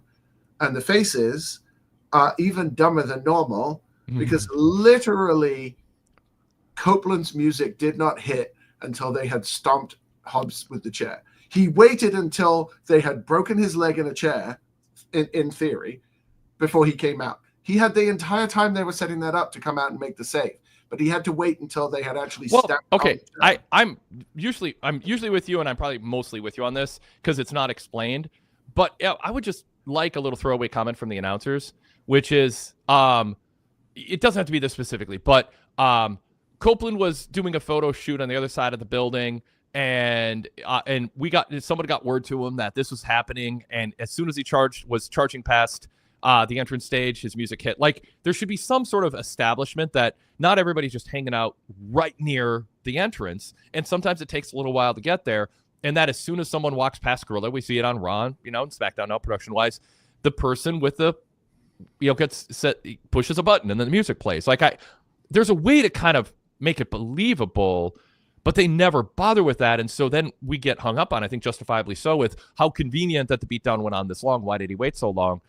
I just think it's something that can be sort of addressed. It's a little bit more than a straighten your time moment, but anything that seems small, people go, well, why bother? It's small. And I'm like, well, if it's easy to fix, all those small things add up to a more immersive product that feels like it's being run by people who notice the stuff you're noticing. Like, I think the most I think the part that people disengage from a product, the key moment that people disengage from the product is when they think that they care more about the details than the people running the show. And we've seen a lot of dying companies where it's like, they don't even care anymore. The wrestler doesn't care. The booker doesn't care. The announcers are half-hearted. Like, you want to think they're looking at what they're doing and wanting to refine it and make it better for you, the people they're asking to spend their time and money on the product. And it doesn't always feel that way. Again, some of these things are just, in the category of sort of pet peeves or kind of fringe things that don't actually matter that much. But collectively, what you point out, why did it take them so long? Why isn't that addressed? That adds up. Why do referees just turn their back on interference? Was it Marina Shafir with the briefcase? And the ref just turned and looked at Moxley for no reason. And why can't referees hear interference? Everyone, so there's all these dumb questions. And AEW leans way too hard on referees being idiots. I mean, everybody talks about that. And they don't seem aware of that, or they don't seem to think there's a solution. There are many ways you can end a match besides the referee being a complete fool. Yeah. Yeah. And I don't know, like, Jon Moxley is a very intelligent person who has a good mind for the business. I just don't think this particular idea of his, presuming this is still going the way he wants it to go, is working, because it isn't anything right now. It was a start that is still at the start. The save being late is just a symptom of a larger problem, right? It's cliched. I've been watching wrestling way too long to fall into the majority of these traps. And everything I talk about, I do it from the perspective of, like, I know that I'm an outlier on this, as you are, Wade. Like, I, for some reason, fell down a rabbit hole on YouTube the other day and was watching a compilation of the Master Lock Challenge. Don't ask me what life decisions led to that being in my algorithm. Yeah. But I got a few things I can recommend for you to watch if you're ever bored. I've gone through the archives. At some point, he was standing on the apron. Chris Masters was standing on the apron, and somebody challenged him. It was a Big Show challenged him to do the challenge. And he said, "Oh, do you want to see that? Do the fans want to see that?" And I'm like, they fall for it every single time. Yeah. But that's part of pro wrestling. And we know what they're going to do, but we still rise to it when we're in the audience because we know it's part of the show. But that sort of thing doesn't insult our intelligence like chair smack, writhe in pain, music hits, outcome the save. Mm-hmm. I would love at some point for heels to be smart enough to know that music hitting doesn't mean you have to stand still and look and do shocked Pikachu meme. You can still continue what you're doing. I know. Yeah. Anyway. There are I'll bring it back to the saves and tag matches where wrestlers decide all I have to do just dive and hit somebody on the back and the ref will stop his count, even though the wrestlers still cover their shoulders still down. That has changed. I harped on it enough through whatever means. That has been addressed and largely corrected. The bitch-o-meter, I think, helped. I don't know. Maybe everybody else was thinking what I was thinking behind the scenes, and that's actually more likely. Like, we're saying bitch. It's not just my novel idea that maybe 3 bitch insults per show every week on a wrestling show has diminishing returns and is lame. So, but perhaps I helped a little bit or sparked that. But there's things that are tropes that just need to be fixed. Like WWE years ago, I'm not kidding, like half the matches ended with a distraction, with a wrestler being needlessly distracted, oddly distracted. And they've corrected it. Sometimes there's too many ref bumps and too many chairs. Like, there needs to be kind of that big picture quality control in wrestling, and AEW has some of them. And is Tony Khan truly completely insulated from these just obvious things we pointed out, or does he just go, yeah, it sucks, but there's no other way to tell the story? There's no other way to end a match. We need our referees to be constantly making idiotic decisions. Yeah, and that's part of the problem, isn't it? It's constant. And it's been for a long time. I gave AEW credit for not doing disqualifications and countouts and ending matches that way, because they hardly ever did it. It stepped up a little bit, but it's still nowhere near the degree to which WWE does them. But we're seeing just far too many interference finishes now. And it's getting to the point that House of Torture is at in New Japan, where just nobody wants to see it. Mm-hmm. Just have someone pin somebody else after their finish. Yep. Just do it. Yep. What's the problem? Yep. Things that are novel, a lot of things that have value in the world have value because of their novelty. The first donut, after you haven't had a donut in a month, novel and delicious. The fourth donut, which sometimes my son has at birthday parties, like the fourth one's not as good, especially if you're not 12 or 15. And then you pay a price later. There's novelty to going on a vacation, but there's a reason why at the end of vacations, most of the time you're kind of ready to get home and get in the routine again. So in wrestling, it's the same thing. There is a novelty to certain things, and then they don't seem to realize, it's not novel anymore. We got to pull back, and there's so much of that going around. All right. Let's go to JB from Detroit's email, because he hits a number of points, and some of these we haven't hit yet. Might add a different point to things we have.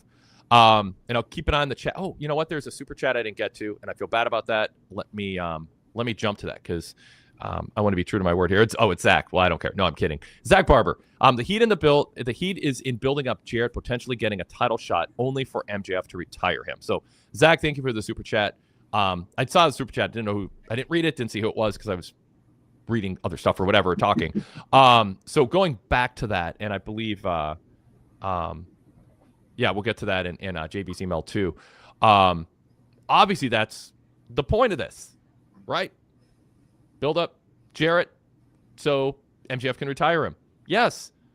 But if in the process you have Jarrett seeming delusional and MJF doing hack material still in too big a percentage, and Jarrett insulting people who did nothing wrong and isn't going to make him a babyface, and you're giving TV time to Jarrett instead of other people, the fact that there's a rationale that Zach points out, Chris, for this doesn't offset a single criticism. We never said there's no point to this, the structure of this promo. What we said is the point and structure of this promo is filled with bad material, with the wrong people getting this much TV time, and it belabored the point and lasted too long. So what Zach says can be true, but it in no way undercuts or offsets a single criticism we or the chat have had, right, Chris?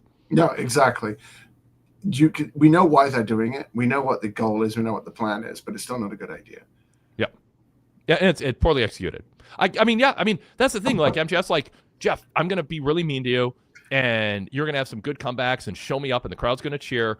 And then we're going to end with Owen. Someone in the chat said, enough with the Owen stuff too. Like it's starting to feel like you're exploiting Owen's memory. Teach their own, on that. But, having that be the killer line at the end that was like, ooh, I can't believe he went there. It's the first time he's been used negatively like that, though, that I can remember. And I sort of went, oh, wow, I wasn't expecting him to go there. But even that, I think, on its own wasn't necessarily a bad line because it's a pro wrestling thing. But yeah, fair enough. Yeah, all right, weird. By the way, before I go to JB's email, because I get hounded about this, please like this show, comment below, and subscribe to our channel if you're watching us on YouTube. Thank you for that. If you're listening to us on the podcast app, bring our star rating as high as it can go. If you like what we're doing, be that voice. The people who are like, oh, we don't like this, or we didn't like that opinion, or they don't love AEW enough, or they don't love WWE enough, or are going to write negative stuff and bring the star rating down. Go on there if you really appreciate the way we approach things. Let this be the week that collectively we end up with the highest average star rating and get noticed and get recommended to more people. So people tell me I should do this more often. I self-promote VIP, but there's little things you guys can do too that I don't touch on enough. And so on YouTube, give us a 5-star rating. Even better, leave a positive review about what you genuinely like about the show. If you have complaints, don't keep it to yourself, but don't post it for all to see. Email me. I read all of them, and it changes what I do. I genuinely, people know this who have done this. I appreciate constructive criticism. I appreciate if you go, Wade, you've been sloppy with your ratings numbers, and there's some boilerplate that you left empty. And it's like, oh, yeah, you know what? You're right. 3 out of 4 times I didn't include the 10-week average, or I fixed that. I pay more attention to it. So I generally just want to be better at what I do, and I have a thick skin when it comes to that. I'm not I'm not such a hypocrite that I sit here for 2 hours, on all these podcasts criticizing little things. And then all of a sudden I'm like, how dare you say something about me? I'm not perfect, but you saying what you'd like us to do differently helps. So genuinely, you're invited to give feedback. If it's negative, email me, wadekellerpodcast@gmail.com. If you like or love what we do, be specific and put it out there for the public to see, and email me too. Sure. I appreciate it. Say nice things about co-hosts, by the way. Say nice things about columnists. We got a really, really nice email earlier about David Bryant from a reader who does the collision hits and misses. And he says, David Bryant is hilarious, and his collision hits and misses are one of my absolute must reads. I used to love his AEW Dark reviews, even though I had to clear an hour of my day to read them, LOL. Just want to throw some positivity towards him. As always, you're still killing it. He said, it's one only side I pay for. Love all your podcasts, even when I don't agree with you. Keep up the great work. And that was Alan. I appreciate the kind words there. So more of that's welcome too, and help reinforce what you like about what we're doing. And I forwarded that to David and made his day. So if you like what Chris is doing and you email him, I'll forward it to him. Although people are just going to wonder, why are you watching Master Lock challenges? That's all people are going to email about. It happens. Sometimes I'm in a 4-hour meeting where somebody has been talking for 3 of those hours. That's all I can say. Gotcha. But no, yeah, for sure. And it doesn't take very much to make a writer's day, because feedback is so hard to get these days, Yep. And my style of writing recaps differs greatly from Wade's. It differs greatly from Brandon's. And I often think if actually is anyone reading this? Does anyone care? So, tell me. If you think it sucks, tell me. I can change. I don't want to, but and the thing I learned is there's sometimes people read or listen for years, and then they finally get around to emailing. I'm like, you've loved what I've done for 7 years, and you've never emailed me before. And I feel like I do that with podcasts I listen to too. There's podcasters I love, I never email them, and it's a little gesture. It makes, if you encourage positivity if you can. Okay, I want to say this. I mentioned VIP. You're gonna get a 7-day free trial through Patreon or through Spotify. Search PWTorch VIP, and you can unlock our VIP podcast. That included the Wade Keller hotline that I talked about earlier. I talked about the weird Corey Graves situation. What would it be like if he ended up in AEW? I talked about the Malachi Black, soon to be Aleister Black again, probably situation. Gave a little more detail than we reported on the website and more context. Talked about NXT ratings and the drop-off after Rock. It's a weird thing happened with NXT ratings, too, because our number was wrong last week, and we corrected it. And now, a week later, Nielsen said, oh, yeah, the first number was right, and something else happened to inflate the number. So that's also detailed in the Keller hotline. But you can unlock everything with Rich and Wade, the post-pay-per-view roundtables, NXT 8 years back, The Fix with Todd and Martin, Greg Parks Out Loud, so much more. Great shows through Patreon or Spotify. You can get a full VIP membership through PayPal, debit card, credit card. You can also sign up using your Apple account. Full details on that, including the archives, 35 plus years of archives at pwtorch.com/govip. That includes access to our weekly newsletter. I showed the paper copy earlier in the show. The PDF and all text version also is available online for VIP members with exclusive columns, including this week's Greg Parks column. Must read every week from Greg. He looked at CM Punk's first year in WWE, the highs and the lows, and then the highs again. So go VIP, support us. If you like what we do and the way we cover wrestling, if you think we're strive to be fair, even if you think we fail sometimes, and kind of like our grown-up approach to our analysis and the lack of bombast and partisanship and cheerleading and all that. I mean, that's our brand. If you like it, support us. pwtorch.com/govip. Many ways to sign up. All right. Let's go back to that aforementioned email, and it's JB in Detroit, starting with, I think that the Omega cage match went the appropriate amount of time if we're to believe that Kenny will receive one of the biggest pushes of 2025. That had been the problem in the past. AEW gets criticized for, and we've seen this in the chat with Moxley Hobbs. You knew Moxley was going to win. Yeah. I don't think every match when you know who's going to win needs to be short.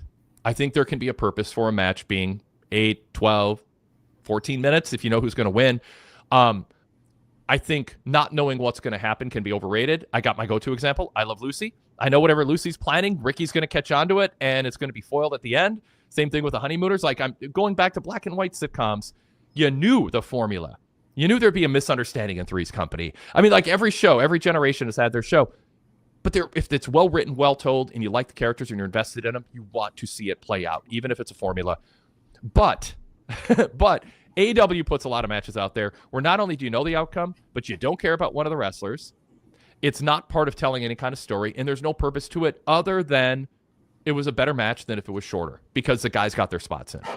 And that's so, but I don't think we got that tonight. I don't think that's what Omega Brian Cage was. I don't think it's what Mox Hobbs was.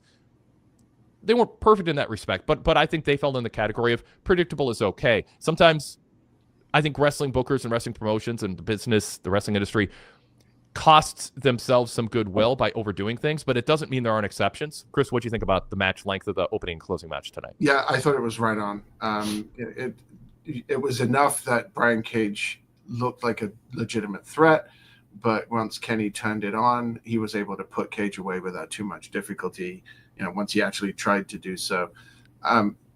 The reason some of these matches go longer is to make sure that the person who loses still ends up looking good. Perfect example of that we were talking about earlier with the Gabe Kidd and Kenny Omega match. Pretty much everybody knew once the title wasn't on the line that Gabe was going to lose, but he came out of that match looking like $1 million. The best example of that, obviously, is Stone Cold and Bret Hart, where Stone Cold lost the match but ended up looking and going on to being one of the most influential and important figures in professional wrestling history. Yep. That wasn't this, obviously, but it worked. Brian Cage did not look like a jobber. He looked like somebody who could theoretically win the match. He didn't, and Kenny looked better for beating him without making it look easy. Number 2 from JB in Detroit, an email. By the way, Wade Keller podcast at gmail.com. You are always invited and encouraged to email the show. If you can't watch us live on YouTube, but you still want to be part of the show, that's the way to do it. We interact with the chat. We have live callers most of the time. Wade Keller podcast at gmail.com is the way that you can be part of the show if you watch Raw, Dynamite, and SmackDown live so that you can get your question in time. But if you have any question or topic or rant, we include emails in our flagship on the Blue Logo show. And if we get enough emails, some weeks we'll just do a whole mailbags session. We did that a lot more prior to Dynamite because there's just so much more wrestling on the schedule now and we're doing so many more post shows. But you know what? If you guys send in mailbag questions, we'll do bonus shows on the Blue feed later in the week too. So consider yourself encouraged and nudged. That's what JB did. Okay, the fans chanting for Ospreay to save Kenny after the post-match beatdown further proves that Ospreay has the babyface support and staying power to be the face of AEW. I'd like to see Kenny take the belt off of Mox and then Ospreay take the belt off of Kenny at some point in 2025. All right, we talked specifics tonight, a little bit big picture. Chris, what would you like to see? There's not just one path that would make you happy, like that you think would be good, but what's an example of a path with a world title and the story they tell with Kenny and the story they tell with Will that you think makes sense for the timeline this year? I think if Kenny is the one to beat Moxley, transitioning it off him fairly quickly would be okay.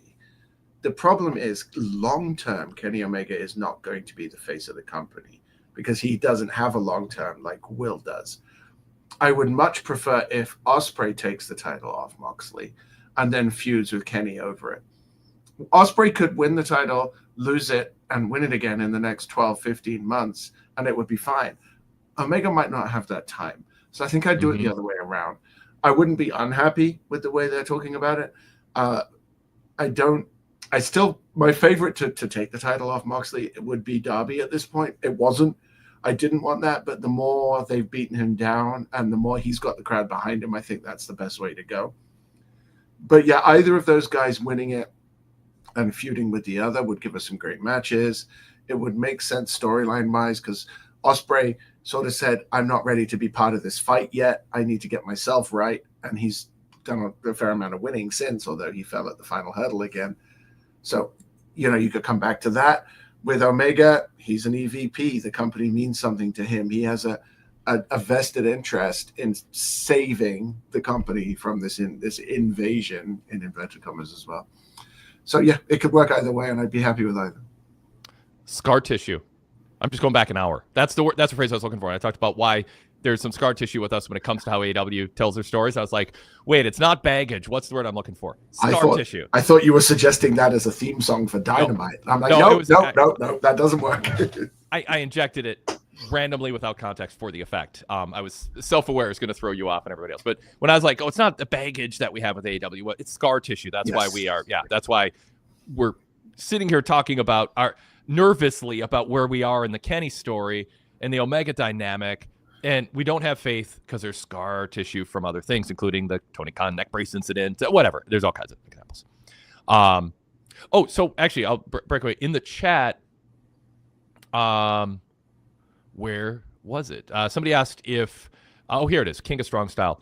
That's a great question. The title, Kenny or Will. Do you think they missed the boat on Will when the hype was bigger? And you said, well, now that Kenny's healthy, you just got to do it. But, instead of Mox, they could have said, and Mark been in the Will Ospreay business starting early last year and still be in that business and have a mega match canon, not New Japan, not backstory, with Kenny coming back, co-founder of the company, legend in Japan.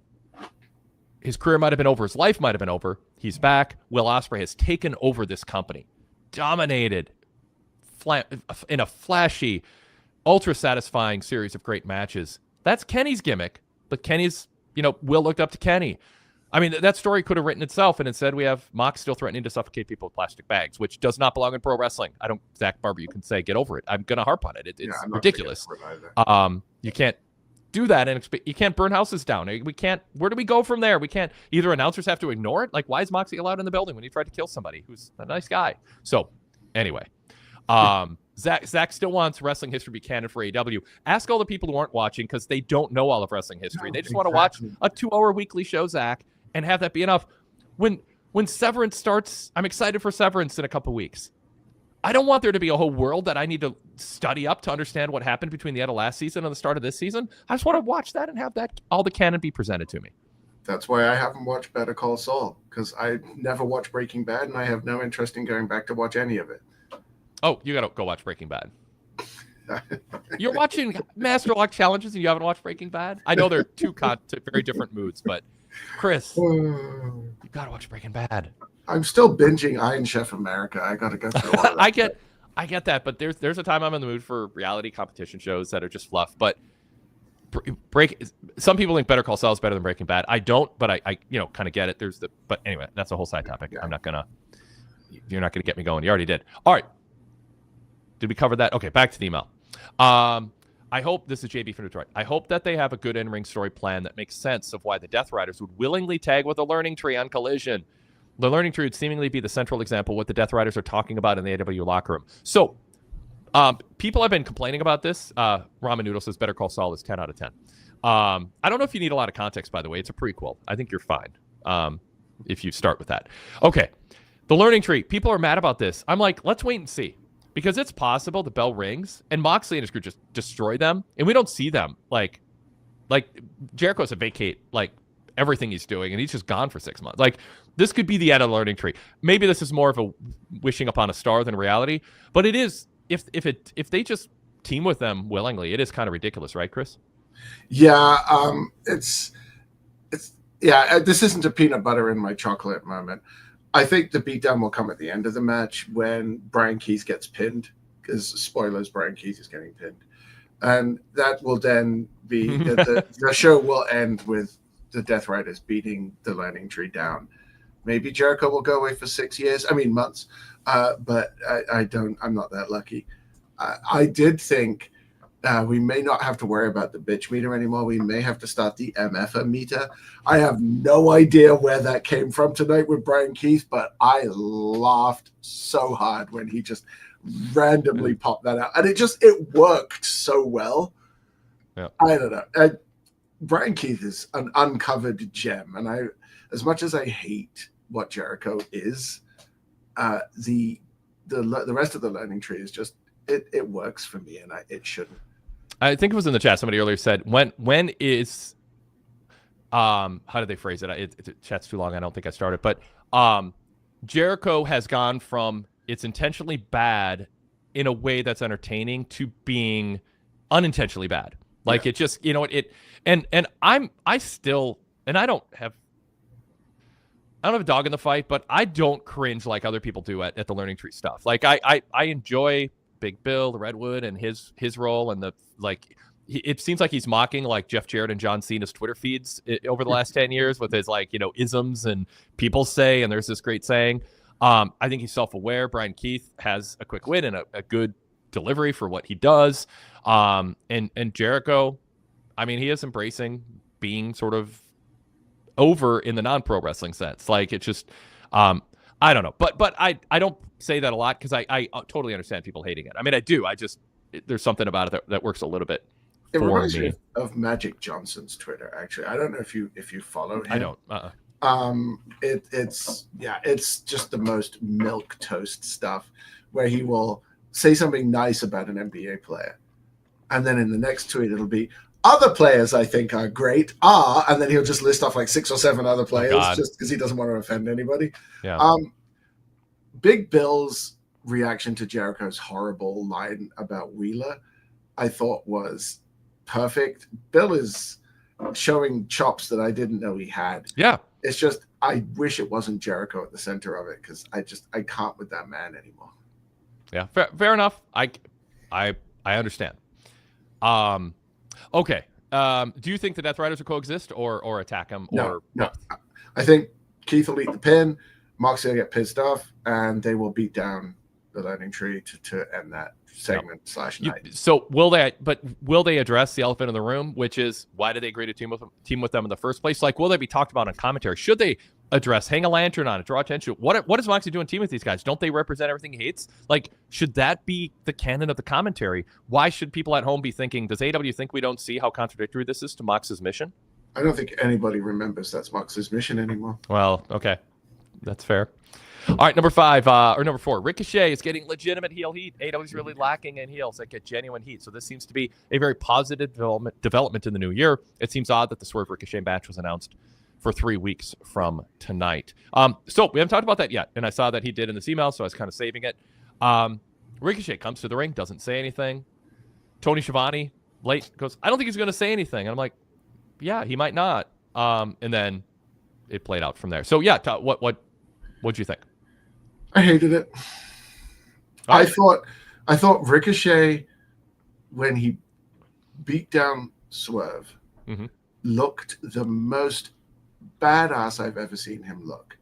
He didn't crack a smile. He didn't pose to the crowd. He just beat the living daylights out of Swerve. The blood organically ended up on Ricochet. He just carried on doing what he was doing, beat the guy down, walked out of the ring, didn't celebrate, didn't get ostentatious with it. And he looked like a character. He looked like John Wick. He had just destroyed a human being, is covered in blood, and just calmly walks out. Cool guys don't look at explosions style. That Ricochet is what I want. I want Hitman as a character, not Hitman Hart, but Hitman from the video game. Sure. Small He came out or looking like it. Yeah. He worked the crowd, but he didn't look like he was calmly and suavely and cockily waiting for the crowd to slow down and shut up before he spoke. He looked like he was getting frustrated. The character that I was hoping he would be wouldn't get frustrated. He'd just stand there and not care, and then wait, and then talk. And then when Swerve came out, the character that I was hoping would have left the ring as soon as Swerve's music hit, because he knew what was going to happen. As it is, he ended up looking like a cowardly heel when he should be playing a cool heel, the cold, sinister, Machiavellian heel, which is what it looked like he was trying to come across as before he went off to Japan. I also think, just as an aside, showing Swerve running for 5 seconds and then leaving the building made the building look really small time. But that's a minor thing. They had set up Ricochet to look so cool, but everything they did tonight rolled him back to being a goofy, cowardly heel instead of a cool one. So Ramen Noodle says, the point is that he's a fraud, right? New money, new swag, same old Trevor, right? What do you say to that? If that could be the point, but I don't think that's anywhere near as good as what I thought the point was. Yeah. I think what you're describing is more mid-card, and what you're describing happened and framing is more mid-card, and what you were hoping for is more main event. Yeah. Yep. And that's fair. I mean, there's a lot of things that are fun television, but you end up being Mike Bennett and Matt Taven. And that's why I said, like, I don't know if Chad Gable should have taken that long for Penta to beat Chad Gable, because 6 months ago, Chad Gable, 3 months ago, maybe, but this Chad Gable, I mean, like, if you're establishing Penta's not going to be a flashy guy who's a mid-carder, but main event legend showing up, and they framed him that way, maybe you got to beat Chad Gable a little quicker and not prove that you can sell, not prove that you can do all this fancy mat work. What do you think, Chris?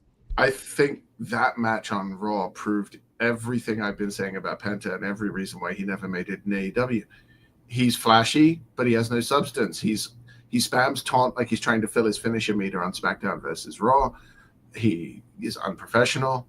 He is not a good psychological wrestler. He just has good moves. 2 or 3 times in the match, he was playing to the crowd when he had an advantage, and then Gable had time to recover and take over the match. Yeah, he does that all the time, and you can love traits he has, but you shouldn't ignore these just amateur hour the stuff you're pointing out. Go ahead. Sorry, I interrupted. Don't forget Wade, Zero Miedo. It's very important that you know that. Yeah. My son is a big WWE fan. He doesn't watch a lot of AEW. Although he is going to come over and watch Wrestle Kingdom and Wrestle Dynasty with me soon. And he was very excited about Penta because he'd heard all these great things. And I said to him, this is, he can do great things, but you could also get this. And as soon as his match went off the air, he sends me a message. He's like, I'm so disappointed right now. Yeah. I mean, I thought Michael Cole was watching Ray Phoenix matches and then described those before Penta came out. Like, they didn't, the build to Penta was not accurate to Penta. There's things you can say about Penta, but he's not like 20. I saw 20-year-old Rey Mysterio in Mexico, in Tijuana, at a bull ring. It was like, what an amazing experience. Like, and that was like the stuff Ray did when he weighed 50 pounds less and was less than half his age now, way less. And Michael Cole's commentary made it seem like that's what you're about to see. And Ray Phoenix might be able to live up to that, but Penta's something different. And having a crying daughter tearfully going, "This is a dream come true for my dad," it made it seem like more fantasy camp for a veteran who's getting a gold ring than this future rising star who's got a dark side. There's a lot that they did well. I think the messages that were serious about this guy, but there were mixed messages in terms of what they build and what he actually was, and then some of the same bad habits. Not out of the ring, but in the ring, Penta is Matt Hardy. Ray Phoenix is Jeff Hardy. Yep, that's fair. Yep. But in terms of Ricochet, he doesn't even have to be main event. I think he's fine hovering around the upper mid card, but turning him into this cowardly heel who's pretending to be cool just immediately downgrades him. That sort of gimmick cannot be taken seriously. And if you want Swerve Strickland to stay at the top of the card, why are you giving him a mid card gimmick to feud with? Yeah. And Goodfellow just said, I want to see more of what Ricochet's character is. And he was hoping to see more of that tonight. And so we'll see. I mean, some of Ricochet's, sometimes you don't want Ricochet talking too much unless you're sure it's going to be good, because that can undercut him. And so they almost played into that a little bit with, but they're trying to get the Don Callis, Roman Reigns, Dom heat, come to the ring, and then just, he's so over, we can't even get a word in edgewise. And I don't know that the heat was that strong either. Okay. Cope versus Pac is an interesting matchup for next week. I'm curious to see how that match has worked from a technical perspective. Any thoughts on that, Chris? This is JB's email, by the way. We're back to that. I should put context. I refuse to call him Cope. I'm typing Copeland. It irritates me to type Cope. Pac is the perfect example of what we've missed, just because of immigration stuff. I don't care about Adam Copeland. I want to. I'm glad he's still able to wrestle, but every time he does, it's just, wow, is he ever being exposed in this environment? Pac will get a good match out of him. It's not doing anything for me. I don't want to see Copeland and Mox in Australia. I want Jay White and Mox in Australia. I know he's from New Zealand, but he'll still get a pop. I just don't care. I want to, but it's not doing anything for me. And the match, Copeland isn't that good anymore. Yeah. All right. He says, I feel as though AEW doesn't do a very good job at varying their TV locations. I feel like they stick around a specific region for 2 to 3 months at a time. I don't think that matters. I mean, just wherever you can draw and have good buildings and good crowds. I mean, we talked at the top of the show, for those who didn't see or forgot, it was a while ago. I like the smaller setting, and I think you should embrace that as part of the mix. I hope they can run bigger buildings, because it looks major league to have the, ribbons, the arena ribbons, but it's got to be a market where you can sell, at least 5, but ideally 6,000 to 7,000 tickets. And that's just not happening much for them. It's mostly for pay-per-views that they get that.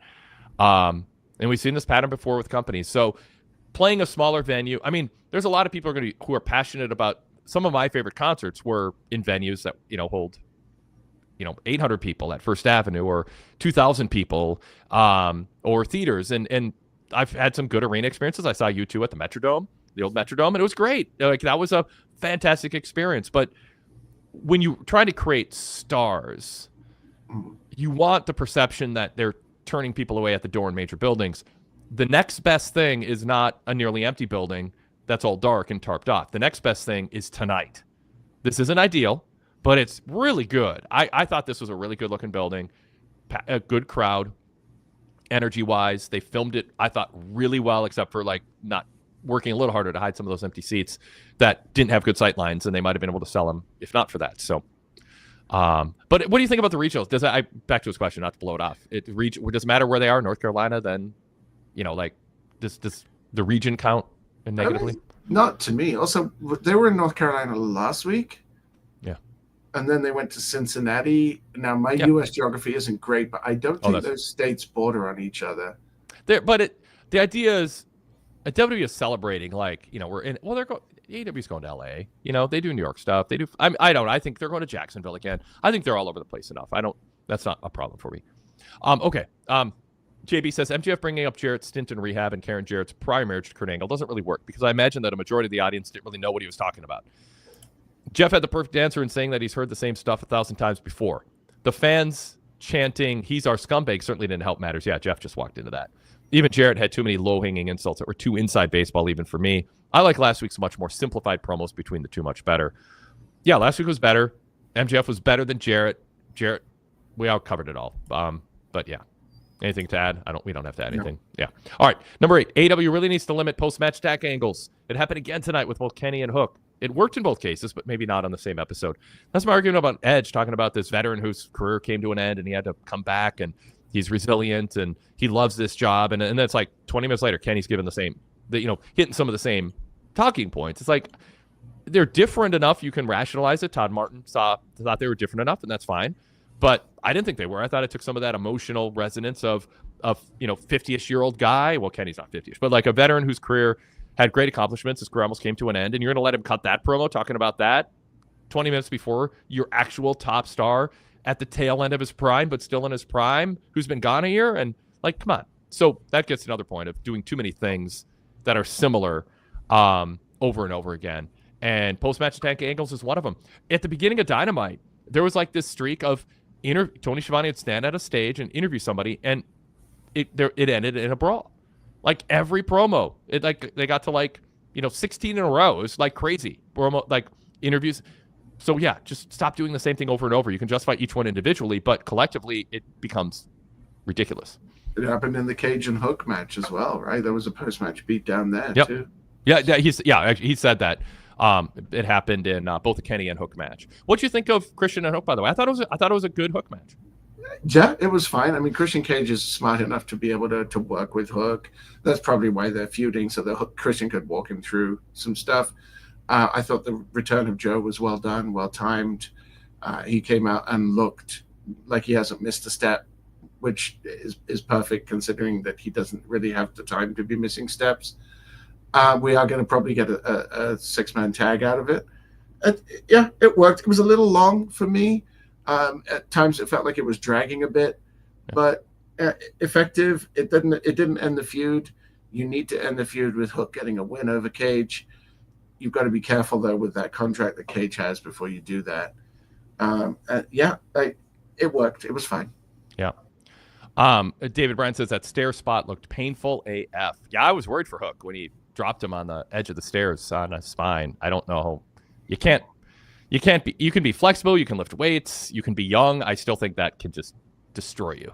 Yeah. I don't know how you fake that. Okay. Samoa Joe returned. I'm very excited about the return of Samoa Joe, JB says. I was hopeful that he and Hook can have a run with the tag titles in the near future, perhaps taking them off the Hurt Syndicate.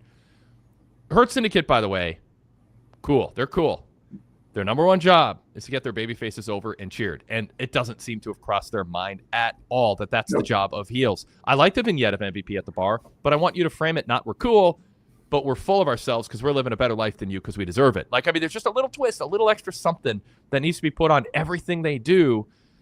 And I just don't know what business those three have existed in for all these for 20 years in MVP's case. Or 20 years ago, reports are talking about MVP's day, early promos that we put on the website.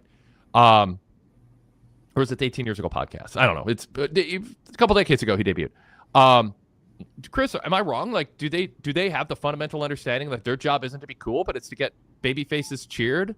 And yes, it's good to be cool, but you got to have the element that says we're not here to undercut the babyface opponents. Hook and Joe might be cool enough to get away with it, but Aleister Black was maybe the starting point of the complete unraveling of Cody as a lead babyface in AEW. I mean, you got to be careful.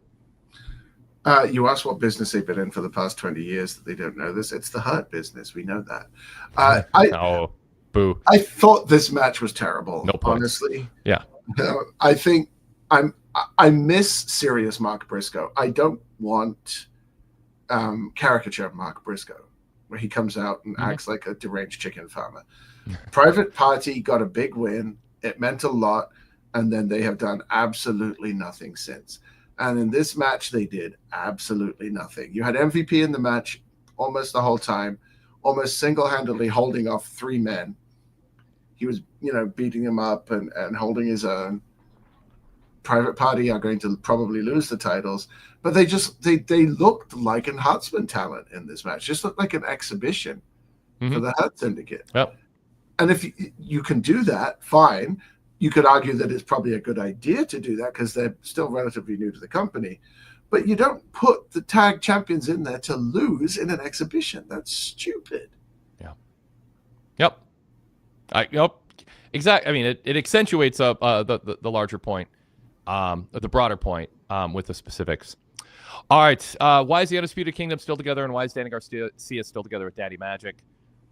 Yeah, I mean, we got a vignette, and it's just like, Kyle, there's so much I respect about everybody that just got mentioned there, even Daddy Magic, but he's the least accomplished of the people. Well, I don't know if Danny's new, but whatever. Kyle O'Reilly, big fan of his work as an advocate for him at different times in his career, being, kind of a Bryan Daniel type guy, scrappy underdog. But it's just, this whole thing has such a stench on it, Chris. And the fact that Adam Cole is committing to still hanging out with Strong and O'Reilly, it's just break these little cliques up and let's try to make some money. Yeah. I don't want to phrase this. It's completely gone out of my head. No, I it's just left my head just that quickly. I was thinking about what you were saying, and then it's gone. It'll come as soon as you stop trying to think of it, because all your brain power is in the panic mode instead of the retrieval mode. Ramen Noodle says more MVP in tights instead of a suit will stifle their cool factor in no time. Standard Deviation says nobody wants to watch MVP wrestle. It made AEW look uncool. Zach Barber said, I struggle to hate on a guy wanting to hang out with his best friends. I know, Zach, because it's you're going to defend it, but come on.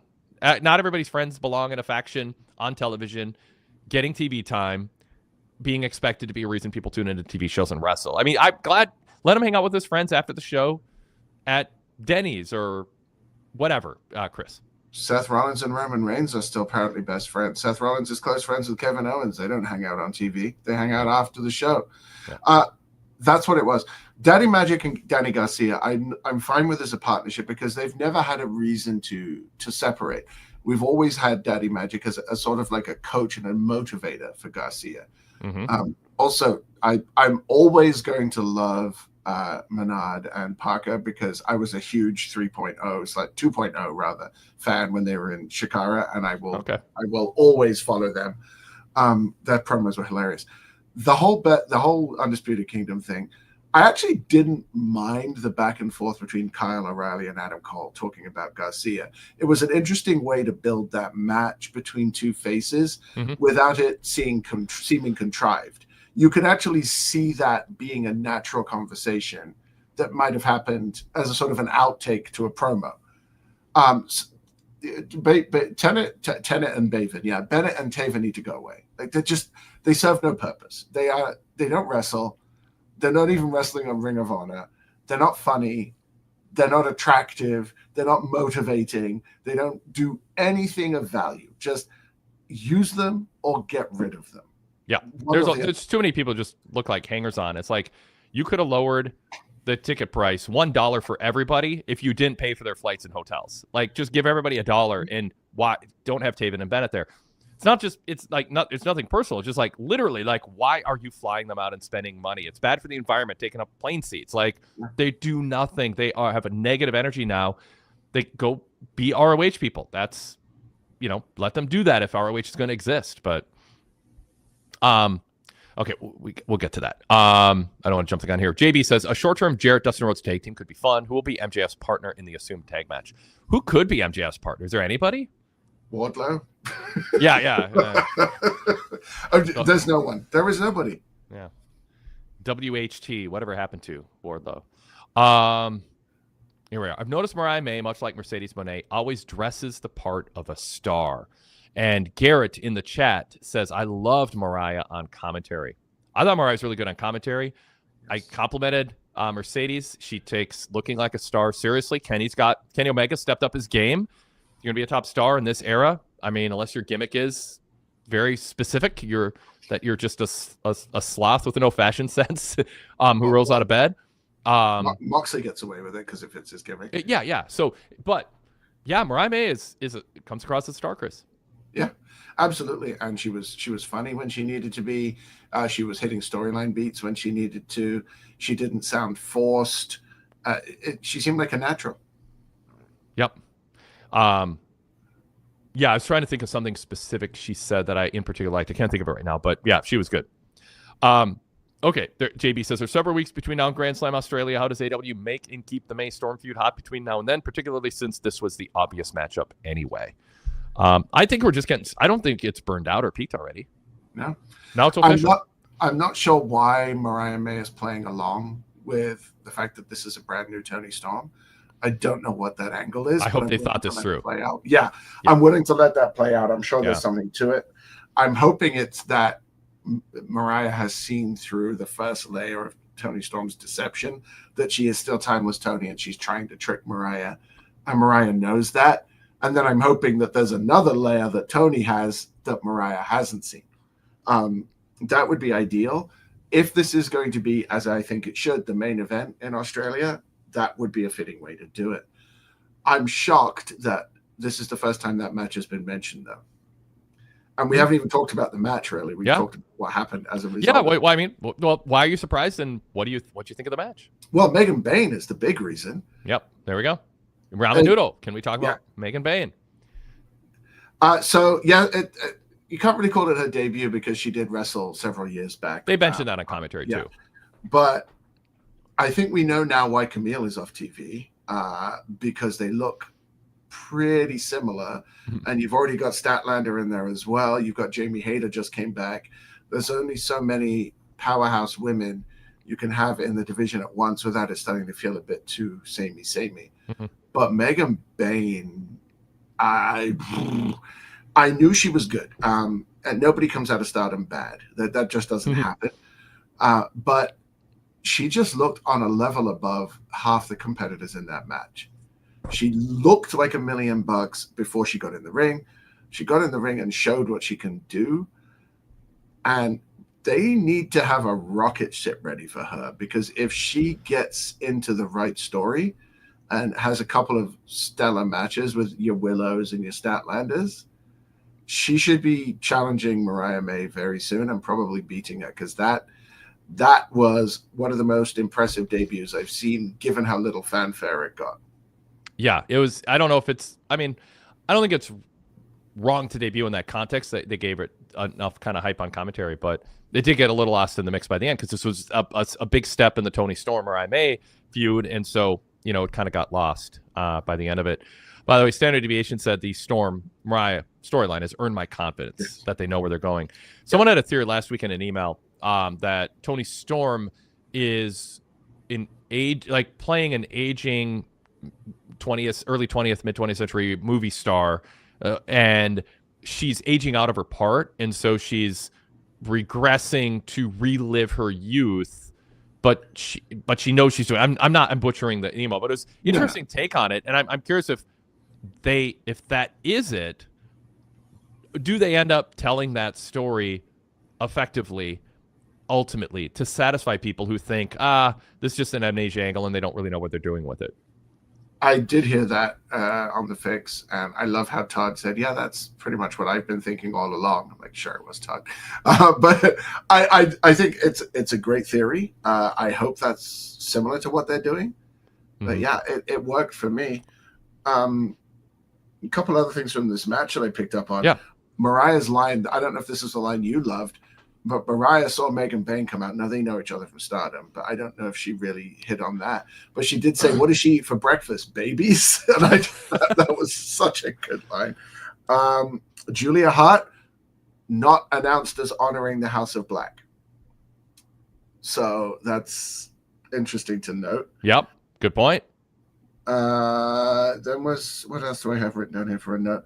Yeah, I don't know if it is why, but the whole Megan Bayne Camille thing really stood out to me. Yeah, I wish that match had got another 5 or 6 minutes. I think that should have gone 20. I know why you didn't end the show with it. Even if you put aside the whole men-women thing, it's hard to put aside winner gets a shot of the match. It's hard to put that as the main event when there's an actual World shot title on the show. Yeah, which is fair enough. The women's division isn't at a point where a gauntlet match with debuts and mid-carders and people haven't been on TV in a while. I don't think you ought to headline with that if you believe the last match should be a main event match. Everybody who was in there, though, has been on TV recently. There was no Penelope Ford, right? That's true. Anything like that. Yeah. Everybody, and I thought it was actually a pretty good match. All the people in there can wrestle. They all look good against each other. I enjoyed it, and I would have enjoyed it even more if I had another 5 minutes to it. Yeah. Looking at you, Jeff Jarrett and MJF. Standard Deviation says Megan gave off Jordan Grace vibes from the Royal Rumble. Her sheer presence immediately got over.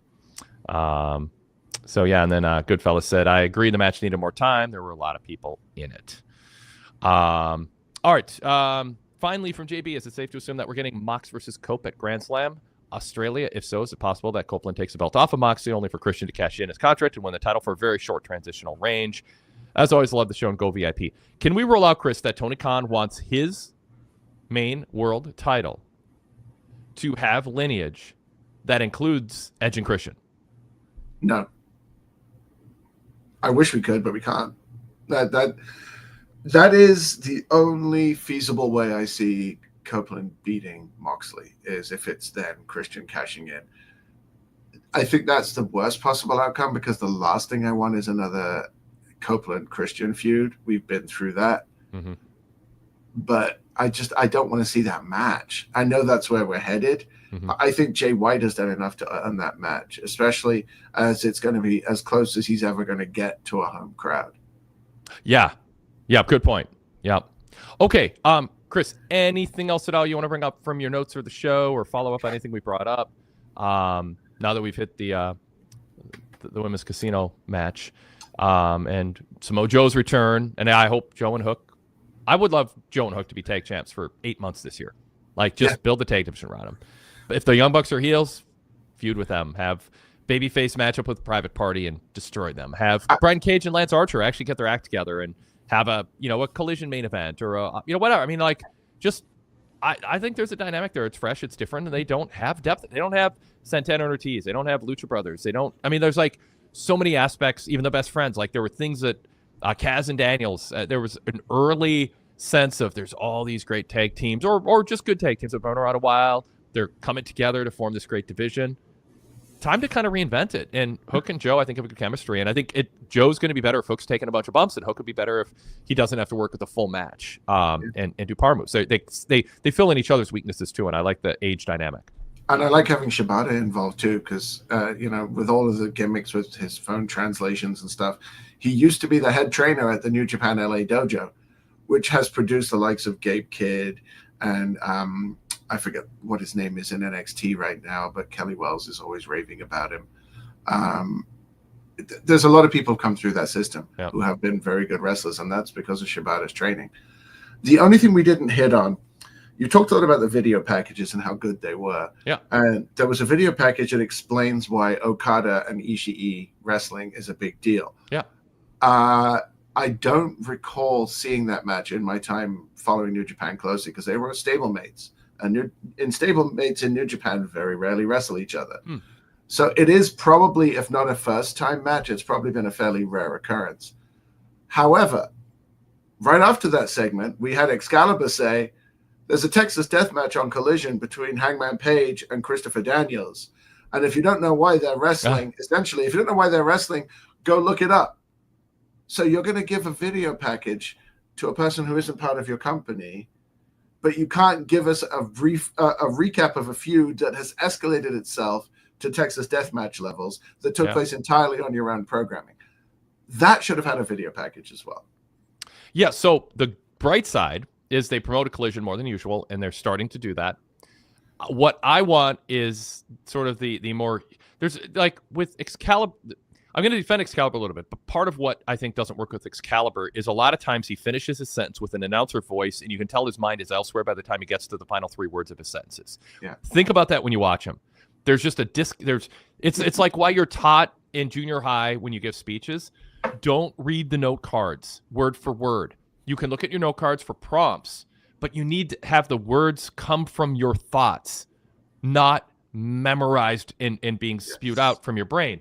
Excalibur, there is, as I'm always trying to figure out what is it that is one of his shortcomings, and there is, and it's like there's certain things he does in terms of inflections for big moves, that I think is very counterproductive. But when he finishes his sentences, it's like his mind's already on the next thing, and he talks like an announcer instead of a human being, genuinely emotionally connected to what he's saying, genuinely wanting you to connect with what he's saying.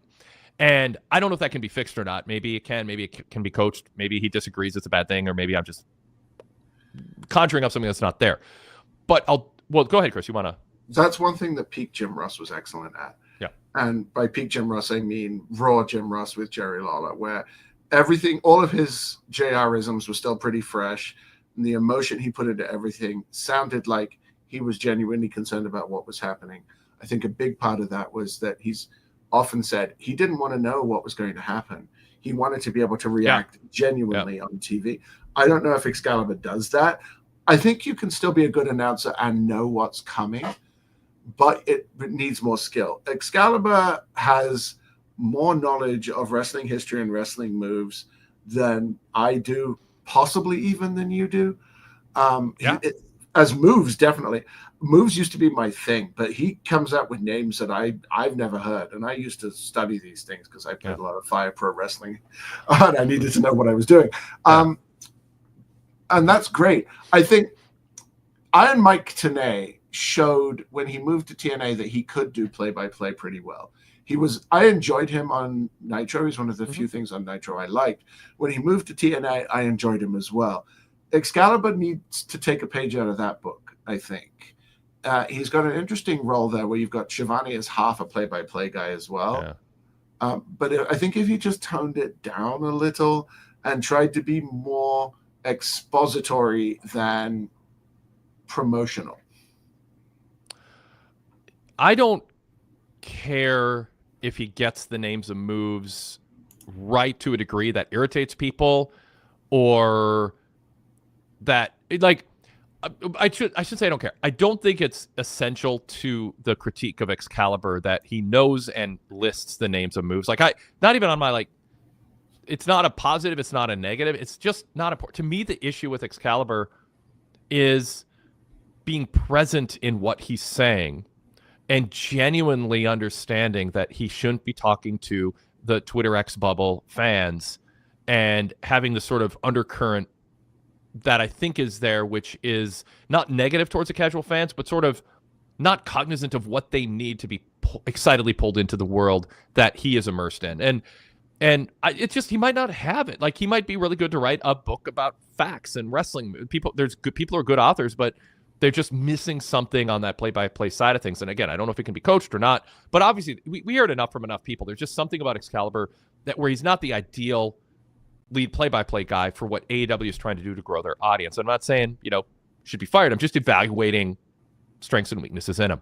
In defense of him, when he says, go watch the replay on Max, did they mention Max at all this week? Have they given up on that simulcast being something? I think Tony just wants the biggest numbers on TBS because that's what gets publicized. Yeah. Genuinely, it's total theory. No one said it. I don't think Tony Khan wants anyone watching Max because he wants Dynamite numbers to be strong compared to NXT on CW, and he doesn't want that metric being screwed up by 25% of his audience. So total theory, could be totally wrong, and maybe being strong on Max is important for his business plan. But they didn't promote it tonight. But I think Excalibur saying, if you want to know what happened, watch it on Max. That's different than go Google it. What he's saying is, hey, people who don't have DVRs and never had access or don't set their DVR and you missed it, now you can. This is a canon show. When you're done with Dynamite tonight or later, go watch the show if you missed it. I think they should be doing more of that. In his defense, he might not have been told to do it. He might have come up with it on his own, whatever. But I like it. I think telling people if you miss Collision, you can go watch it on demand on Max is synergy. Yeah, I can agree with that point. I think if you're going to give a video package to Ishii, well, I get that. Yeah. It raises an interesting point though, because thinking about it, there is a glut of good color commentators in AEW, but they're desperately in need of a strong lead voice who can direct the tone of a show. You've got Nigel McGuinness, you've got Taz, Tony Schiavone plays that role. Danny Magic's pretty good at it. As much as I hate to say it, Jericho can be pretty good in the booth when he's not doing it in character. Yeah, sometimes. Samoa Joe is very good on the microphone. Don Callis, that was his best role for a very long time. They're not short of people who can fill that role. But, Ian Riccaboni is good, but his voice gets on my nerves. And Excalibur needs a guiding hand. And if Corey Graves is on the way out the door, you could do worse. Mauro Ranallo. I'd be interested in that. What's that? Mauro Ranallo. Yeah. Yep. Yeah. I mean, I hate to be in the business of just saying, people who love their job and are doing a solid job or good, should be fired. But AEW could really benefit from Joe Tessitore shows, they're out there, and having someone who isn't it's part of it is, last week, the whole is AEW losing its cool factor. Having a Tony, Taz is back. That's good. Taz is, I think, cool guy. I think Tony Schiavone's sort of that everyman. He's just sitting there. They all have their positive traits. But having your lead play-by-play announcer, nerding out in a mask, which is never explained, being the guy who knows every single wrestling move, but doesn't connect emotionally in any way with his inflection, and doesn't have a lot of range on his voice, and I don't think he calls big spots particularly well. Where he just says, breaks the syllables up. doesn't feel natural. It feels like a shtick. That's my thing. Like I want what he says just sitting at the desk and when he's calling a match to feel like it's an actual reaction emotionally to what's happening that he's connected to. And instead he's playing the role of an announcer on some, average TV show pretending to be, I don't know. So, standard deviation. Unbelievable. Hate that. Michael Cole does that too, though. Yes, I'm against it, and I think Excalibur is grating when he does it, because it's not what I never am amazed by. I don't watch a dunk in the NBA and think that or talk it. You go unbelievable, like your voice should just it's a blurting out of the emotions that your body's feeling, and so anyway, my point is back to Corey Graves. I think having a very fresh, experienced perspective, who's done good work, coming in, who by the way we know he's blunt with Booker T. Corey could come in and just be like, he doesn't have a filter. He's going to pick on. Yeah, I mean, Ross. One show with Jim Ross, please. Just for the comedy. Yes. All right. That reminds me of What a Maneuver, which still goes down as one of my least favorite calls of all time. Yeah. That's the flip side of Excalibur. Don't know. Yes. The commentary thing I think is so important because it tells the story of the match. Yep. And if your commentary isn't doing what it's supposed to do, I do think it's funny that Tony Schiavone was in the booth when Bobby Heenan almost ruined Hulk Hogan's turn. And now I think of everyone in the booth, Tony Schiavone is the one most likely to say, but whose side is he on? Yep, totally. Yep. Yep. Commentary is a thing. So one of my many side hustles is that I'm the arena announcer for our local pro basketball team, and I had the chance this weekend to do a stint in the commentary booth. It is not easy. No. And I'm pretty knowledgeable about basketball. I'm very knowledgeable about the team. I know all of the players by sight, obviously, because I have to do it when I'm announcing baskets. As an aside, I put up a video clip this morning from one of the games. I think you'll enjoy it, Wade, if you go find it. It's like a 25-second clip of a chase down block from a game I was at this weekend. Unreal. It's such a shift in perspective of having to not only explain what's happening on the screen, but do it without what I call reading the PowerPoint. Reading the PowerPoint is one of my pet peeves when anyone's doing a presentation. You can't just dictate exactly what's happening. You're not on the radio. Yep. You have to put context to it and explain it and tell people why it matters. Yep. And I don't think Excalibur hits all of those beats enough. I don't think he should be fired. I don't think you should take him off. He provides value. But one of the people in that booth needs to be like a Vince McMahon to a Vince Russo. It needs to be the quality check and the guiding hand. Mm-hmm. Yep. If Corey Graves produced the announcers, that would be, even if he wasn't on the air. Like, I mean, I've have recollection of him talking about it. It's just like there are things, and if you pay attention and you kind of deconstruct the way WWE does things. And by the way, like Zach Barber, super chat. He goes, after 15 years of Cole barely calling actual moves, I'll take a slightly less human Excalibur who sounds like he knows what he's talking about. Yes, they're two bad things. But you can take what you want, but that doesn't it doesn't offset a single thing we said that's a weakness of Excalibur. This is not who's better, Michael Cole at his worst or Excalibur current. That's not our point. That doesn't have anything to do with what we're saying. Other than you're saying your opinion. You'll take a bad version or you'll take a flawed version of Excalibur over a bad version of Cole. Good to know, but not germane to the point, which is Excalibur is not serving the AEW product, and Tony Khan has a budget, and either could coach Excalibur to be better or put him in a different role and find somebody who would be great in this role.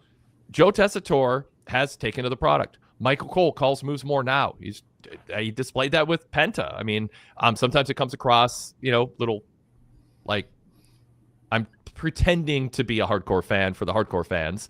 But ultimately, Michael Cole is fantastic at what he does. I mean, like there are so many things that AEW could learn if they understood why he says what he says when he says them, and the way that they do things. I mean, it's not about like copying them exactly, but like there's so much value put on every 10 seconds of commentary, Chris, in WWE, and they have refined it. They've thought about it. Paul Levesque studied what Vince did and had things he liked and things he didn't like. And now Levesque producing them is producing a different style of announcing that has, in absence of the irritants, a willingness to acknowledge names of moves and things that happen outside the company, not as a show-off, hey, look at my knowledge, I'm better than you because I've watched all this stuff that's not on national cable. No, just to create an aura that we're part of a larger fabric, but not to the point where we're counterproductively nerding out and distracting from why we're here. Chris, go ahead. I think, well, first of all, in my never-ending quest to do at least one food analogy per show, you don't eat steak, Wade, but if somebody put up a picture on social media of a beautifully cooked steak, you could go, that is a beautifully cooked steak. You don't want it, but you could acknowledge that it's well done. Right. Michael Cole is not for me. I cannot handle his corporate speak. I don't want to hear about medical facilities. I don't want to hear about WWE Universe. I don't want to hear vintage or, build a sports entertainer from the ground up. Just miss me with that. He does almost none of that anymore. They say hospital. The whole medical facility thing was because hospitals were complaining to wrestling promoters about fans calling and showing up in the lobby. So they said medical facility because now might be the urgent care center. Might be that. We're past that now. And they still do Superstar. They still do WWE Universe. Barely. The Universe they don't do much of. And he always sounds like he's reading from a phrase book. But that's what the WWE product needs. Yeah. You don't even need to talk about his match with calling the Penta match to find a better example. The time he called the Cruiserweight Classic with Bryan Danielson, he showed then he had what I called Stone Cold syndrome. Stone Cold didn't wrestle, but he can. Michael Cole can call moves. He just doesn't because that's not his job. Right. Yeah. And he could do it if he wanted to. It just doesn't. It just doesn't need to be done. I think Cole gets a bad rap. Similarly, though, I think Excalibur's mask gets a bad rap. I don't think it matters. He's hardly ever on the screen. Masks are a thing in wrestling. Nobody says, why is Penta wearing a mask? Nobody says, why is Fuego del Sol wearing a mask? They just accept it. Well, there's a lucha tradition and culturally, and there's a idea that if you're going to connect with an audience and you're going to be an announcer, maybe your facial expressions and knowing what kind of your human being appearance is has some value as an announcer, and you still wearing a mask. I'm playing devil's advocate. I'm saying what the counter argument is makes you seem like you've got a silly gimmick and you're a big nerd, and you won't let go of something that has nothing to do with canon of AEW. Why? I think people do wonder, why is this a wrestling announcer wearing a mask? And I think they think there are luchadors who wear masks because culturally that's a thing. We don't have the spoiler wearing a mask anymore. I mean, we don't have it's not like there's just masked men running around and wrestling. I mean, but other than lucha culture, but there's no good reason for Excalibur. And I joke with Todd about it. Like, how, you've seen him without a mask. How hideous is he? Like, because there's got to be good explanation for him. It's like, so I joke about it. And he's like, no, it's just a normal looking guy. Evil Uno is not a luchador. But I think it does what? Evil Uno isn't a lucha guy. He's wearing a mask. That's true. Right? Well, Fuego del Sol's from El Paso. Well, I don't even think he's from El Paso. But that's still a nod to the lucha. Yeah, Evil Uno isn't, but yeah. He's hardly ever on screen. They don't show the commentators as much as WWE does, and I don't think. Okay, it's not. You're right. It's not a huge deal, but it's one of those little pieces that I think adds up with Excalibur not being. Yes, he can. There's some people who really like him, and I think he has enough good traits. I understand some people really like him. I'm evaluating it from the standpoint of, is he the complete package to help AEW in areas where they need the lead announcer to do some heavy lifting, and I think he has shortcomings, and I think there's things that are coachable. I think, like I said, stop ending your sentences with an inflection that feels rote and practiced, and you pull the string, you let go. This is how an announcer's supposed to sound, but you can tell his thoughts are elsewhere. Be present when he announces. Be emotionally connected to the audience. And the mask symbolically is a little bit of a wall. That I think that's why, if he didn't have all these other wings, I'd be like, oh, the gimmick, it's kind of cute, it's different, it's pro wrestling. I might have your defense. I think it actually is emblematic of something that is a weakness of his, and it accentuates it. So, I think when he's at his best, when he's calling rapid fire sequences in matches, when he doesn't get worked up, he's not trying to put the unnecessary emphasis on his voice.